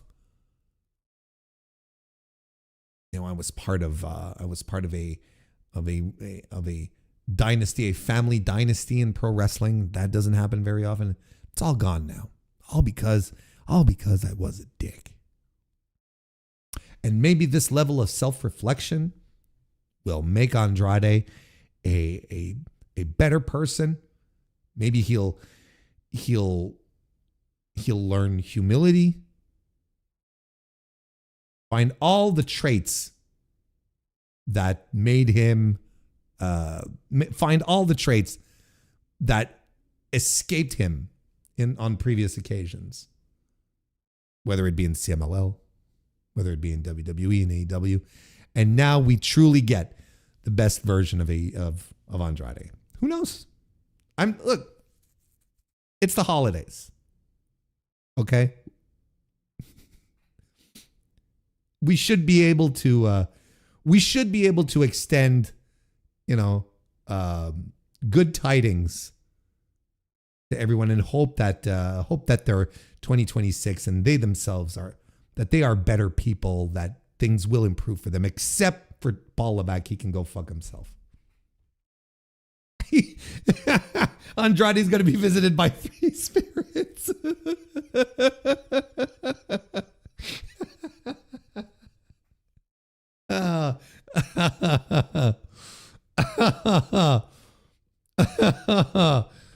Have you never watched House MD? People never change. That's a compelling counter argument. I see it. Okay, I'm sorry. Was it? Yo, there's Danhausen. Here's 15 pounds. Get me the largest goose you can. Yo there, Danhausen. Here's 15 pounds. Get me the largest goose you can carry. And they go to visit the Cratchits, but it's Tiny Tim is Nixon Newell. Anyway, speaking of Danhausen, what a segue. Jeez. My audience is just got this all put together. Danhausen, Fightful Select reported on Sunday that Danhausen's AEW contract, barring any new extensions, will expire in February. His contract was originally set to expire this past summer, but it was extended due to missed injury time while recovering from a torn pectoral muscle in 2023. According to Fightful's report, AEW sources have told them that he hasn't been seen backstage, quote unquote, in ages and hasn't been factored into the company's creative plans. Danhausen made his AEW debut back in 2022, appearing in a lights out match between Orange Cassidy and Adam Cole. He associated himself with both Hook and Orange Cassidy before suffering the torn pectoral muscle. When he returned from injury, Danhausen continued to align with Cassidy and the Best Friends before being taken off television for most of 2024. And his most recent appearance was at that year's Ring of Honor Final Battle event, helping out Atlantis Jr. in his match against Mansoor. Prior to that brief appearance, Fightful had reported that AEW hadn't been in contact with Danhausen for over 6 months, aside from getting approval to work independent dates. I wonder what a Fightful source was. All right. Good for him. Let him go. It's fine. Let him go do whatever. Let him go, screw around in the indies, go fight Dan the Dad again. Go fight fucking Mr. Iguana in NXT Mexico. I don't give a shit. Whatever he does, it's fine. I will say, look, this is the type of story that I would love to understand what the hell happened, okay? Because Danhausen was, I think he was beloved among AEW fans. I think he was used to perfection in AEW. I don't have any issues with how this guy was handled in AEW. I thought he was used perfectly. Fans loved him. He clearly pushed merch because they were still making Danhausen t-shirts even when he wasn't around. They were still putting up new t-shirts on AEW shop and the little micro brawler gimmicks. They were so I'm like, okay, what happened? Now, a lot of us we are assuming that this may or may not have something to do with Phil Brooks. That could be one of the things, right? But people are so quick. people are very quick to be like, oh, well, he was part of the Punk camp, so he was jettisoned or whatnot, right?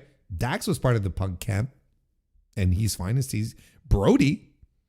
Brody's having Brody's in the midst of the best run. 2025 was his best year in AEW, period. Right? Brody has had a tremendous 2025.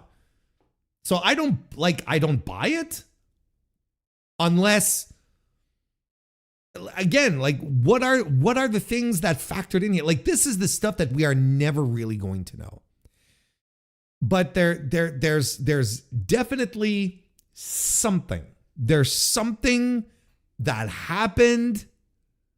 Something took off, and an irreconcilable. The sides could not be reconciled. That's just it. There's something that happened, and that was the end. And I feel like there's a lot of sour grapes on Danhausen's side. You can, he's dropped some hints that it wasn't great. I don't know. I don't mind that Danhausen is leaving. I don't care if he goes to WWE. I don't care if he does. I don't care if he doesn't. I don't care if he spends his career working in GLEAT with Luigi Primo for whatever time GLEAT has left, if it's not already done. I don't care what happens, but I wish there was some kind of clarity around Danhausen's departure from AEW. But look, if he wants to go to WWE, and WWE is like, yeah, you got to go work, Mr. Iguana, right? And AAA, AAA is not a sideshow anymore. And the best way to show that it's not a sideshow anymore is to, hire Danhausen and make him go work there. That's the best way to make sure everyone understands that this is no longer a sideshow and a very serious promotion with capital letters and a trademark at the end, as opposed to GLEAT, which is not a real promotion and will be officially expiring soon. Anyway, I just wanted to share a few thoughts on that front. That's it. I don't have more than that. And I just think it's curious from top to bottom. A fan, someone that the fans really like. Was it attitude? I don't know. I just don't know. Maybe the chat has figured it out. Chat is very smart. As I always say, what do I always say, chat? I say you are the A+ audience to this D-list podcast. And I believe it too.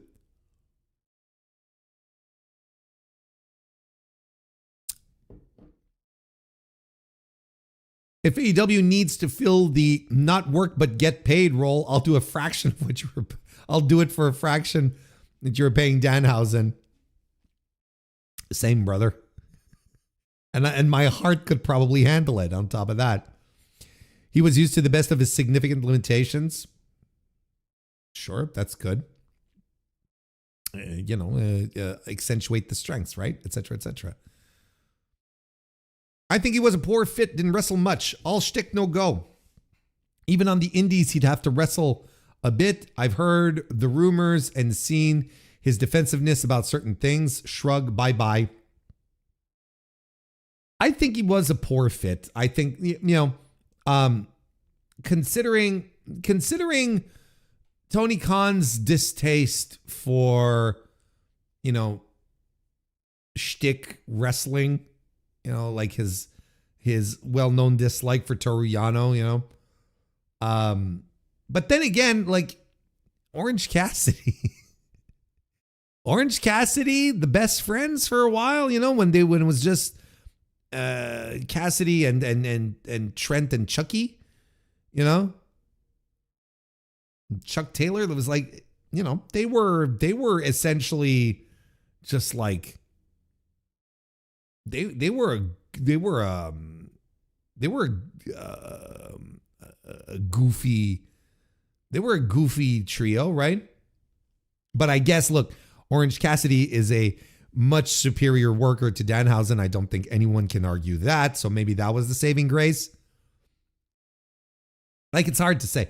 And I think that Tony will always be loyal to the OG best friends, right? Chuck Taylor and Trent, because they jumped from New Japan. They like, I can't remember exactly, but were they on the verge of signing a new I think they were.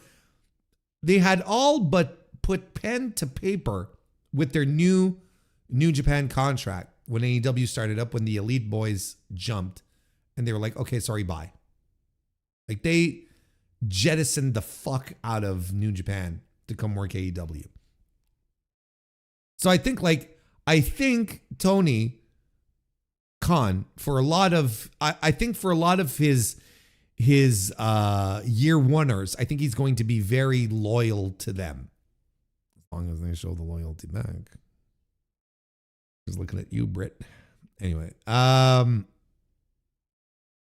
yeah.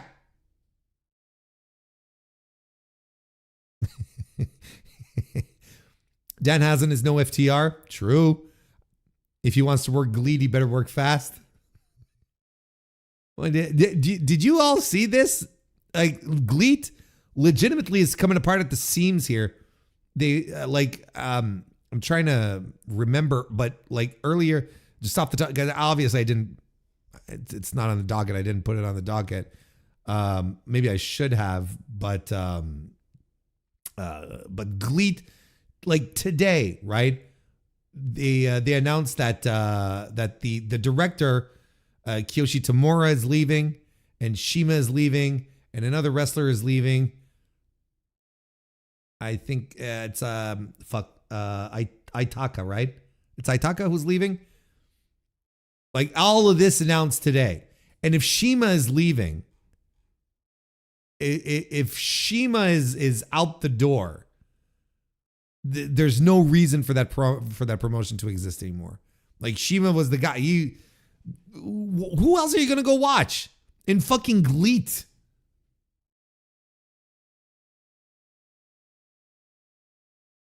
It's preposterous.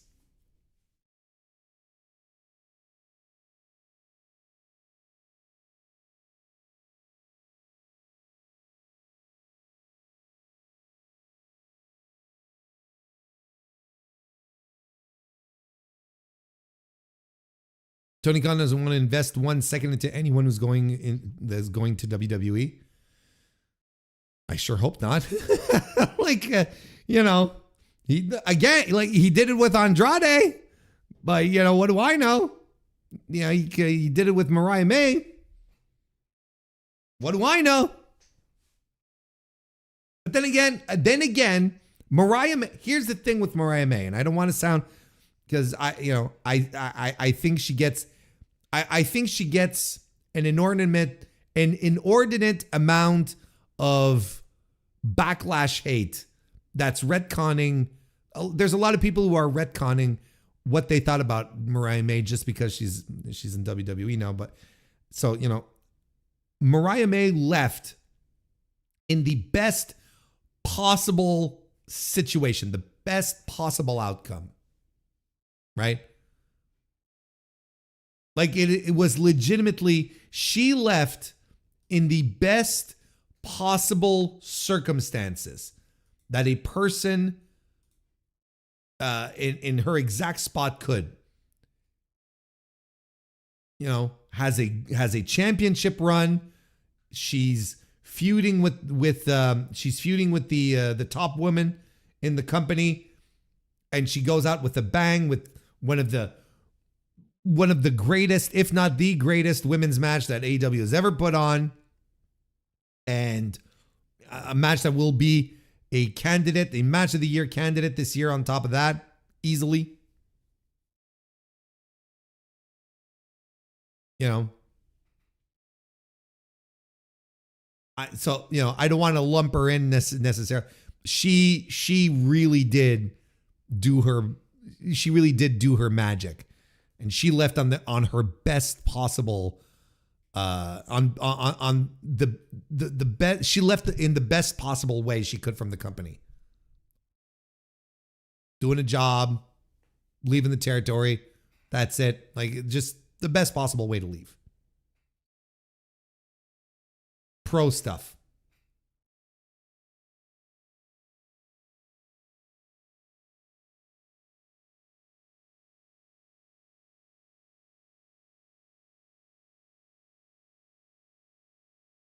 There are day ones he won't want to lose, like Chris Statlander. Yeah, like, there's going to be like there's a lot of day oneers that he's going to, like I said, if everyone's chill, a good soldier, and you were there from the get-go, I think Tony is going to remember that. I think he's going to respect that, especially like it's being pointed out in the chat, especially if they stuck around during the COVID, right? During the whole COVID thing. Like a guy like Kip Sabian, I think he's got a job for life there. Penelope Ford, even though they're like, you're like, who cares? Let's be real. They've got jobs for life there if they want. Anyway, good. Best of luck to Danhausen. I'm looking forward to the shoot interview. I really am, actually. All right, one more thing. It would benefit Tony Khan to write wrestlers off when their contract are expiring. There's not enough finality in wrestling storytelling. Yeah, see, isn't that like that's interesting. And it's also the interesting duality, right? It's like, do you want to, like, obviously keeping someone off of television, especially someone who is thinking about going to the competition, obviously that's to cool them down, right? That's obviously, we're obviously doing that so that the talent doesn't come into the new company all heated up and ready to go. You want the other company to, struggle is not the right word, but you want them to have to work to get them over, right? You don't want to hand them over, fresh. So that's why there's people that you don't see. I don't think I think it's wrong to see it as a blanket policy because it doesn't apply to everyone, Like they did that with Joey Janela, right? They did that with Joey. Now, while I'm sure Joey might have been very appreciative of getting a paycheck, right? While his contract ran out, I'm sure at some point he was also like, I need to get back to the grind, because that's the kind of guy he is too. So probably would have appreciated just like being cut and sent out. And that would have been fine, right? Because you're not sending someone back to the competition. WWE's not picking up Joey Janela, Jesus Christ. You know what I mean? They're not going for Marco Stunt. So these wrestlers who don't have a clear path to WWE, I think it sucks. I think it sucks that they have to sit back and do nothing. I don't approve of that. I don't think that's a good thing. But it's really a case by case basis. I don't think it's a blanket, because look, okay, Britt Baker's another good example. Okay. Lots of rumors that she's, just waiting her contract out and, about to head for Magaland. Well, let's call it what it is, right? I mean, the boss is at the White House. What do you want from me?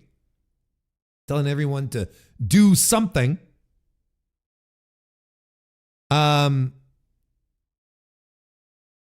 let's say, okay, let's say Britt Baker, right? Well, Britt Baker was at a time one of the biggest stars in AEW. She was arguably the face of the company for a while.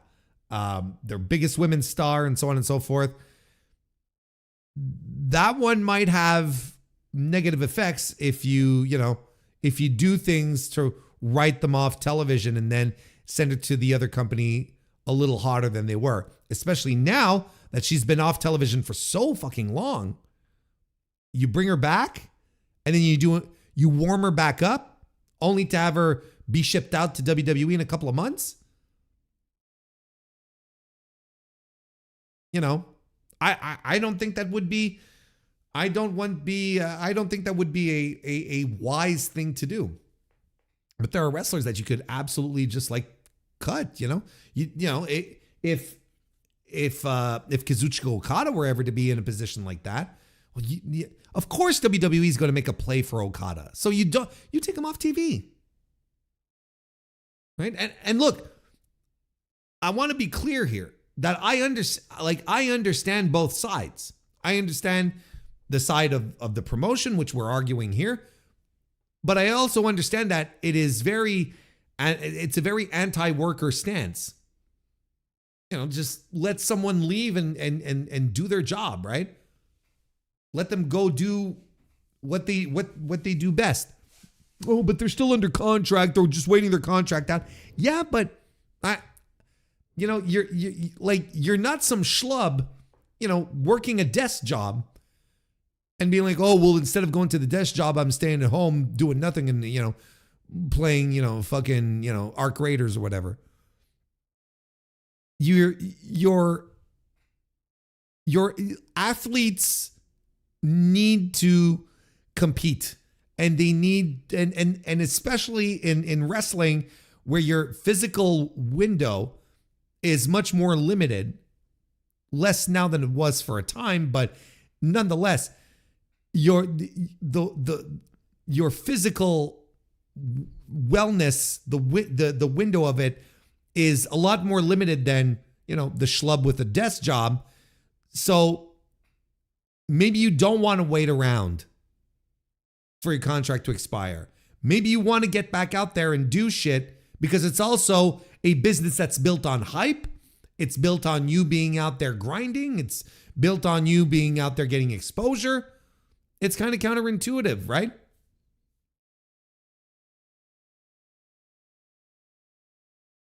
So I'm not necessarily in approval of AEW doing this. In fact, I kind of think it sucks that wrestlers are then paid to sit at home and do nothing when the bread and butter of being a wrestler in modern day is to be out there doing stuff while your body still allows you to do it, kind of thing.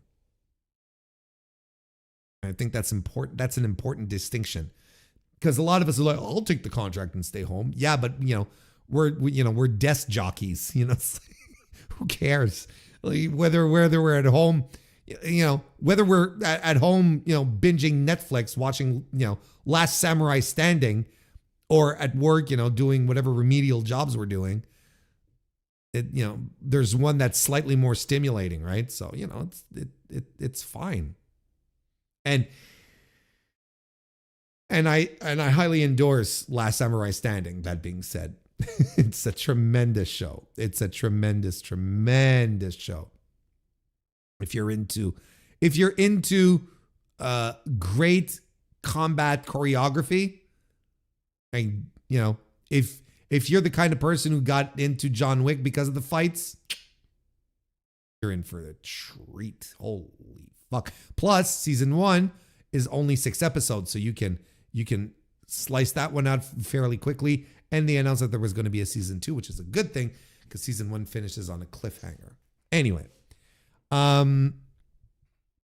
let's see here. From SRS's Q&A a few weeks back, Britt would have been back a long time ago if she had a good attitude. Yeah, I mean, I've heard this stuff. I've heard a lot of stuff when it comes to Brit. Yeah, I mean, look, it's more than just a question of do they have good ideas for her or not? Like, is she turning down creative or because they're bad? Like, it's more than just like, are the ideas good or not? We'll leave it at that. But yeah, I guess having a good attitude is a good catch-all. I agree with that. I will at least say getting paid to do nothing is better than what the Fed used to do, just cutting people with no promotions that paid big money out there. True. You'll notice that they're not doing that as much, that they are letting contracts expire for that exact reason, because there is another place. Now, like, don't get me wrong, right? Like, again, I find myself in a moral quandary here, because my reflex will always be my reflex would always be to side with workers, right? That's how I'm wired. But then I also understand that in the nature of this business, being sent home to finish out your contract and still getting your full salary, basically with the understanding that, well, if the company's not using me, what do you want from me? I can appreciate the gesture. I think that's a better outcome than, like you said, being cut during the pandemic, for instance, right? I think that's better, but I can't help but wonder, like, for the reasons I expressed, because wrestlers are different, because the nature of the job is different. Would it not be more beneficial for some wrestlers, again, not saying all, I'm saying for some wrestlers to be able to say, hey, can I just leave, like Ricky Starks, right? And I think that's ultimately what happened with Ricky and Ray Phoenix, where it was just like, okay, you know what? You guys want to go so bad, leave. There's no point, because there's also no point in keeping people who are miserable on your payroll, right? And are expected to show up and, for the physicals, and whatnot. That's also part of the game. You see, like, I don't know. It seems to me that it seems to me like it's a tough one. But look, I think it is better than just being like outright cut. There's no ideal situation in losing your job regardless, right? There's no real outcome where you're like, yes, this is the ideal scenario. You're losing your job. You can only like patch it as best you can. And I think like I said, I think these situations are case by case basis. They should be treated on a case by case basis. I don't think having a blanket rule is a good idea, because every scenario is different. If you're Joey Janela and if you're Kazuchika Okada, Jesus Christ, we're on two different planets, right? No disrespect to Joey Janela. I'm sure he'd be the first to say, yeah, no, brother, you're right.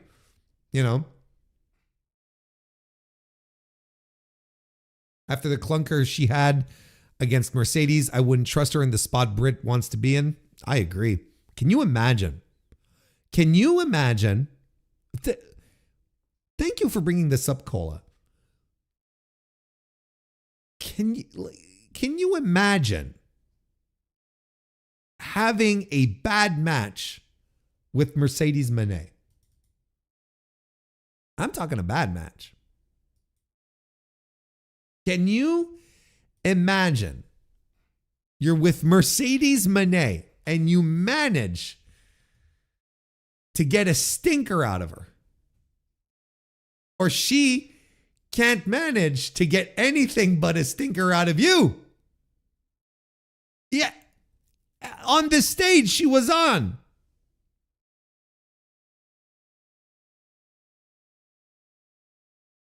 Sheeta had one too. Yeah, but Sheeta, again, longtime listeners will know I have lost complete faith in Hikaru Shida, and it's been a while. And I know people get really, really excited at the idea of Hikaru Shida, but I've thrown in the towel. I think she's washed. I think she's done. She hasn't shown anything to make me go, oh, okay, there might still be something here. I think she's done. She'd had a worse match with Mercedes than Britt did. You know what? I should rewatch them and report back. Longtime listeners know how much Warren hates Yuka Sakazaki. That's just a bald face fucking lie. That's fake news made up by insecure punks. This is what that is. No, Yuka Sakazaki is delightful. She is a delightful human being.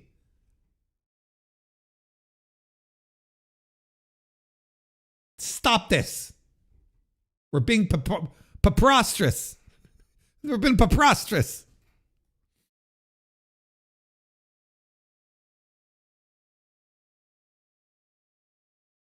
Anyway, look, I mean, there's still some interesting contract situations. Like the Brit thing is going to keep Brit just might be done with all of this too, right?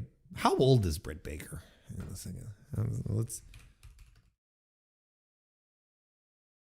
Because did I say Britta Baker? Britt Baker. 34. Oh, I mean, she's really not old. She still has the potential to have some really prime years.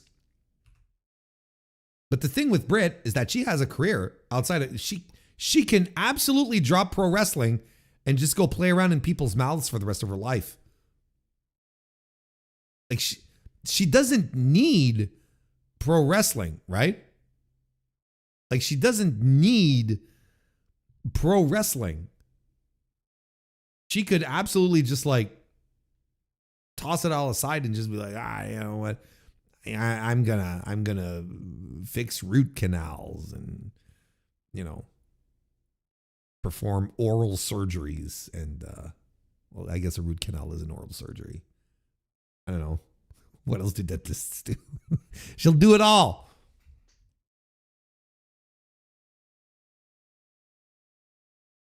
I can't wait until years from now when we find out that Warren isn't mispronouncing preposterous as a joke.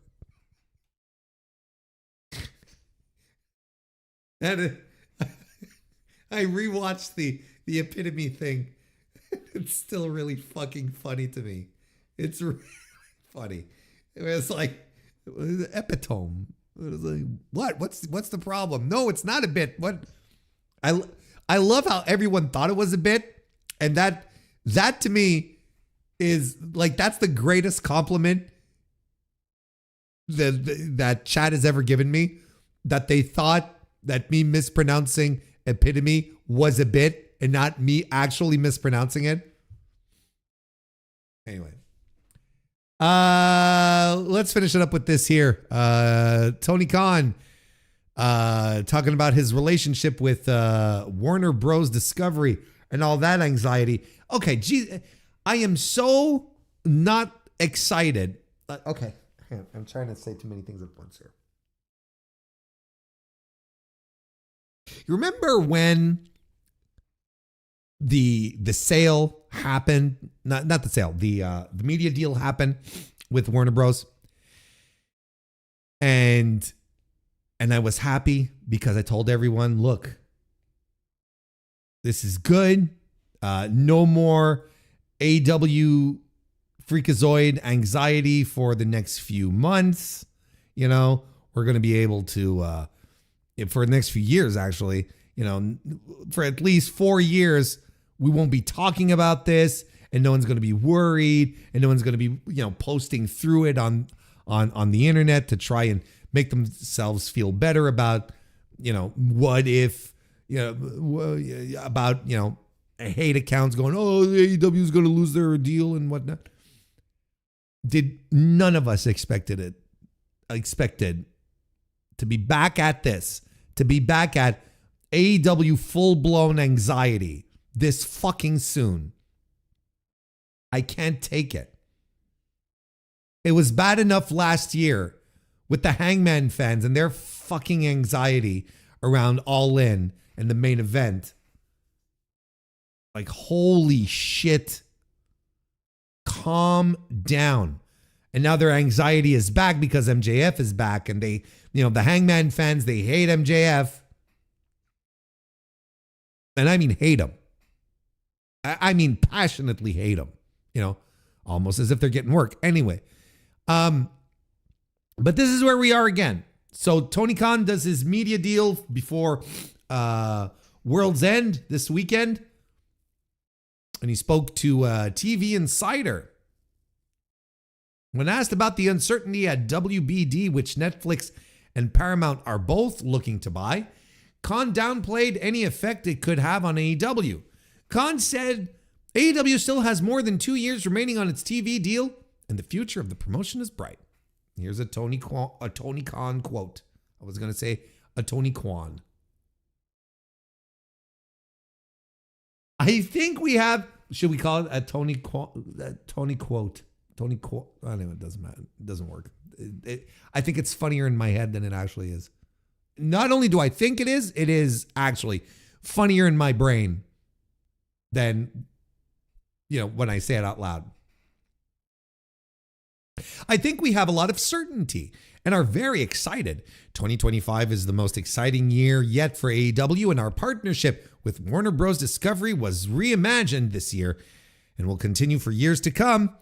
We're locked in with TNT, TBS, and HBO Max for over 2 more years. The future is bright for us for years to come. Aw, look at good guy Tony here, making sure that all the troops are not anxious now, that they can have nice, easy breezy sleeps at night. The person who is making the calls and always been a believer in AEW and continues to be is President and CEO David Zaslav. I just got a very nice holiday gift for him, in fact, that I will be utilizing in some fun ways in the weeks to come. This is probably my favorite Tony Khan quote of 2025. The man who first asked me to launch AEW Collision and bring more wrestling back to TNT, along with the great Dynamite on TBS, which is our flagship show. It's the longest running primetime professional wrestling show in the history of TBS and TNT. Eat shit, Eric Bischoff. Turner, he didn't say that. That's my, that's my editorializing there. Turner, in my opinion, has the richest collective history of professional wrestling, with a tradition that goes back to TBS to 1971. Then after 20 years of no wrestling on TBS, we brought it back and had Dynamite become the longest running primetime wrestling show ever on TBS and TNT. Controversial little moment here. Khan praised Zaslav as one of the best studio executives in the history of Hollywood. That's a controversial statement right there, Anthony. He believes that no matter who wins the WBD sweepstakes, the new owners will want Zaslav running the ship. Question is, does Zaslav wants to run the ship, or is he just going to fuck off and be a billionaire wherever else? Here's the quote. Mr. Zaslav had the idea to launch AEW on HBO Max to make the pay-per-views available to its massive audience and add new fans to AEW and HBO Max. Subscribers have the extra incentive with Dynamite and Collision and the library. That deal is continuing for years to come. I know the job Mr. Zaslav has done Warner Bros. This year that people are going to want Mr. Zaslav as a studio boss in any regime. Debatable. Debatable. He has been one of the most successful studio heads in the history of Hollywood. Oy. The numbers don't lie. Oy. David Zaslav is putting out hit after hit. Oy. Tony, no. I'm very proud he has made the big investment in AEW. There is a lot of excitement around the future of Warner Bros. It's certainly one of the most exciting stories on Wall Street. You got that right. There are a lot of exciting things happening around Warner Bros. Lots of excitement there, Tony. There's excitement around the future of Warner Bros. Exciting stories on Wall Street. Exciting things happening around at Warner Bros. I'm proud AEW will be associated with Warner Bros. Netflix has reached a deal to acquire WBD, though whether that will ultimately go through still remains to be seen. Paramount has launched its own hostile takeover and is attempting to get Warner Bros. Discovery shareholders to take their offer instead of the Netflix deal. Oh, Kristen. Hi, darling. Nice to see you. Welcome to the chat. Member of the Mr. Warren Hayes Show channel. She was on a charity stream. She was popping in as a guest. Hope it went well, darling.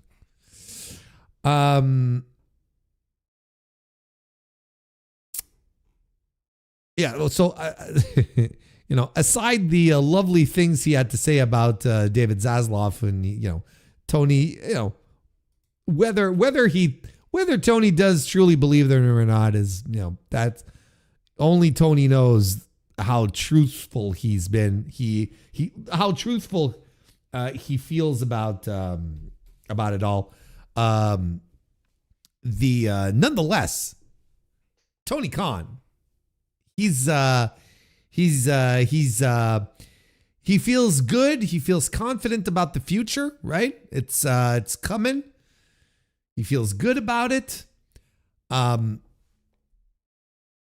I mean, look, what is he going to say at this point?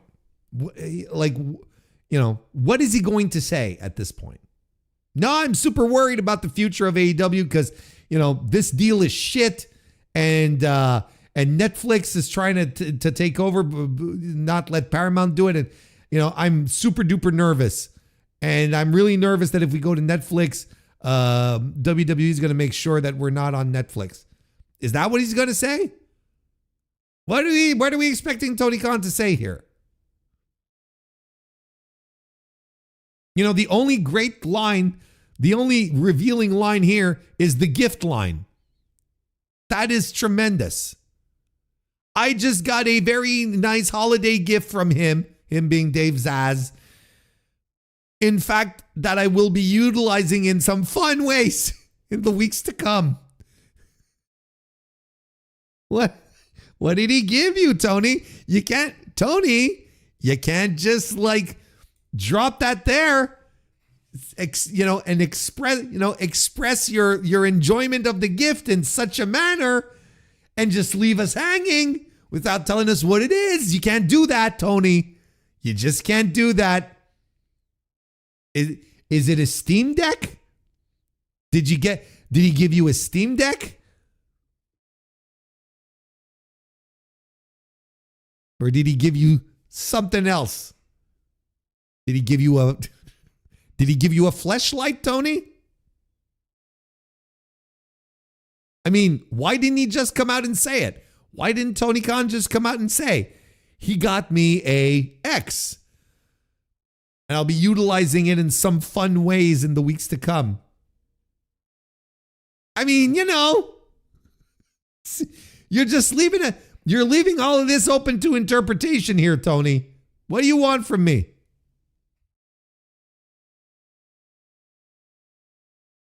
But look, if anything, this is kind of rhetoric that I guess myself and a lot of people have been trying to say, and it's like, look, there's no reason. There's no basic reason right now why AEW should be kicked off of TV. There's no reason. And Tony ran through the reasons, right? because it's been successful. Because David Zaslav did essentially say, hey, we want more wrestling on TV. Here's another 2 hours per week. Sure, they took away 1 hour with Rampage. Okay, that's sure. David Zaslav then said, hey, you know what? That 1 hour on Friday nights, yeah, we're going to kill that. We're going to get rid of that. But everything else is great. Here's some more.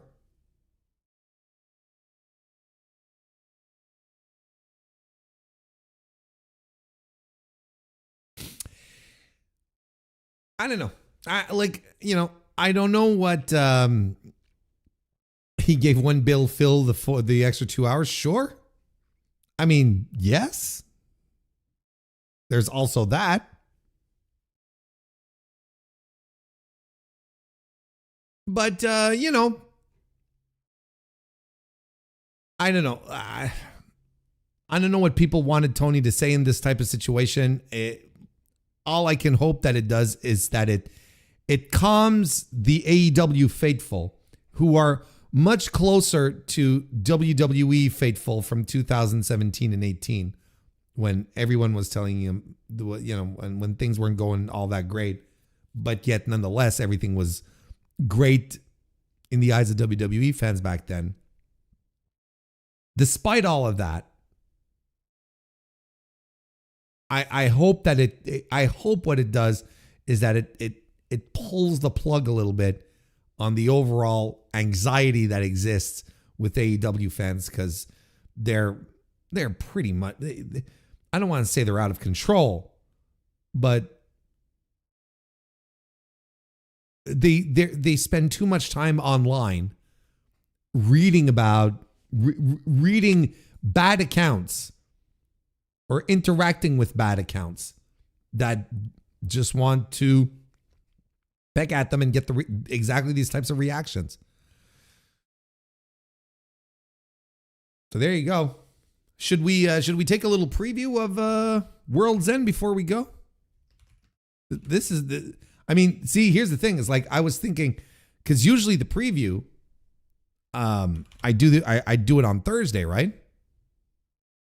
I do the preview on Thursday. But now there's no Thursday stream, so that's why I didn't plan it as I usually do. Oh, wait, there's spoilers. There's spoilers. Maybe not. Well, maybe not off the Wikipedia page. Does Cage Match have the World's End?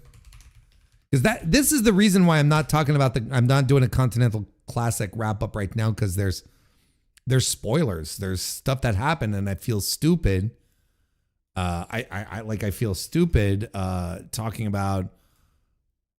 I feel stupid talking about. Yes. Anyway, I feel stupid talking about the Continental Classic when it's still ongoing. Technically.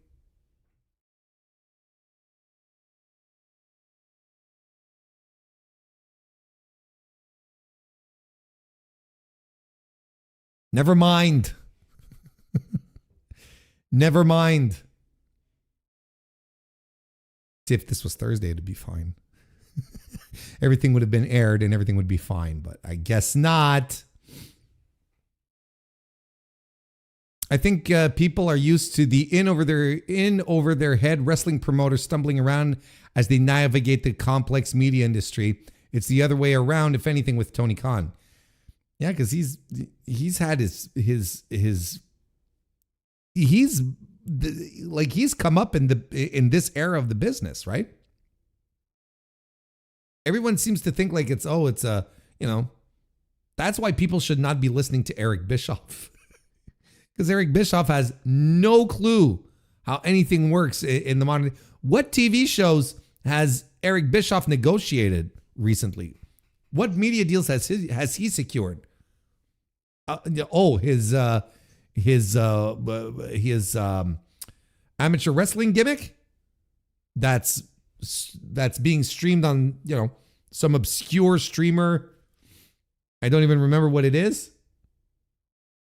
One Nation or some bullshit like that. I don't remember.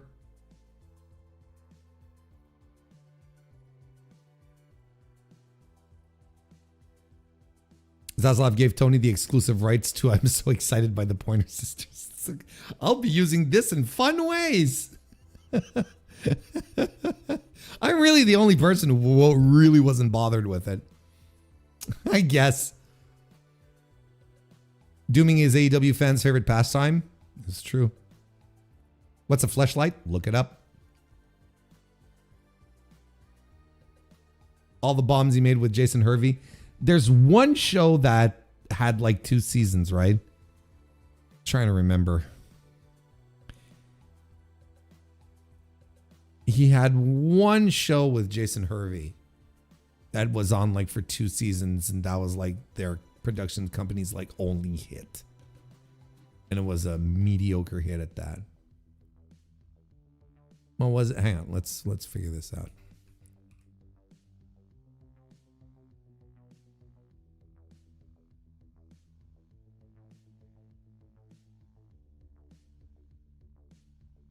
Bischoff Hervey Entertainment. Okay. Was an American production company founded in 2003 by Eric Bischoff and Jason Hervey, based in Los Angeles. The first show was I Want to Be a Hilton. That was the first show. I don't remember this. It was a television series hosted by Kathy Hilton.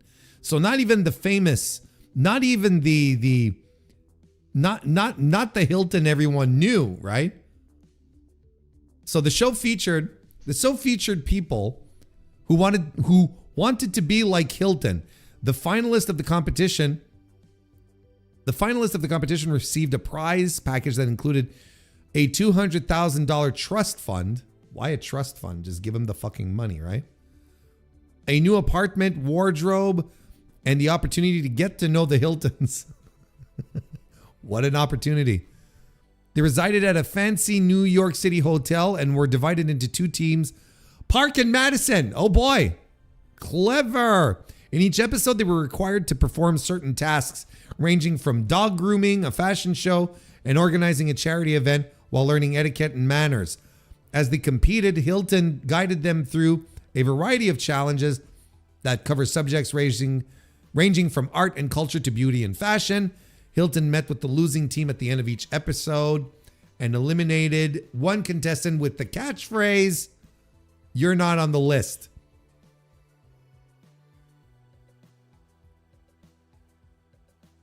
The show was originally entitled The Good Life. To tie it in with Paris Hilton's reality show, The Simple Life, the show was not renewed for a second season. I mean, they got that on NBC.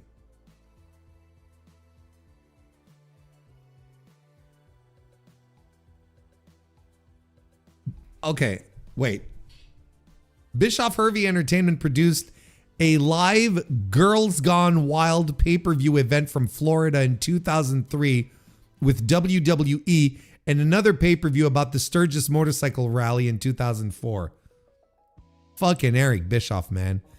They also executive produced VH1 reality shows I Want to Be a Hilton. Scott Baio is 45 and single. Scott Baio is 46 and pregnant. And Confessions of a Teen Idol. So it's the Scott Baio stuff that I was referencing.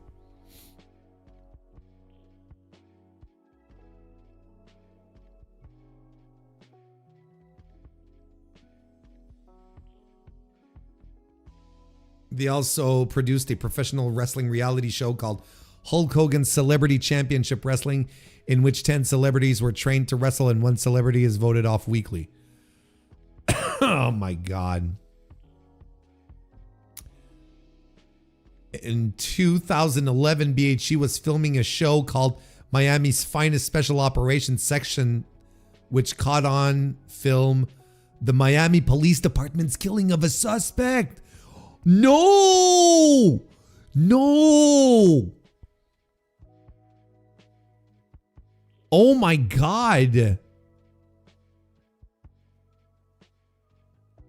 BHE TV acquired 50% stake in games development company MX Digital, founded by Ike McFadden. In 2012, BHE entered a consulting agreement with Total Nonstop Action Wrestling. The agreement continued until 2019 when TNA was accused of breaching the contract. What a crock of shit.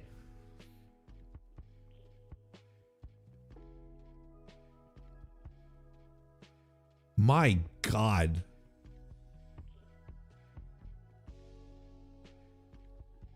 Oi, they had a show called Lay It Down with CeeLo Green. That's that's terrible in retrospect.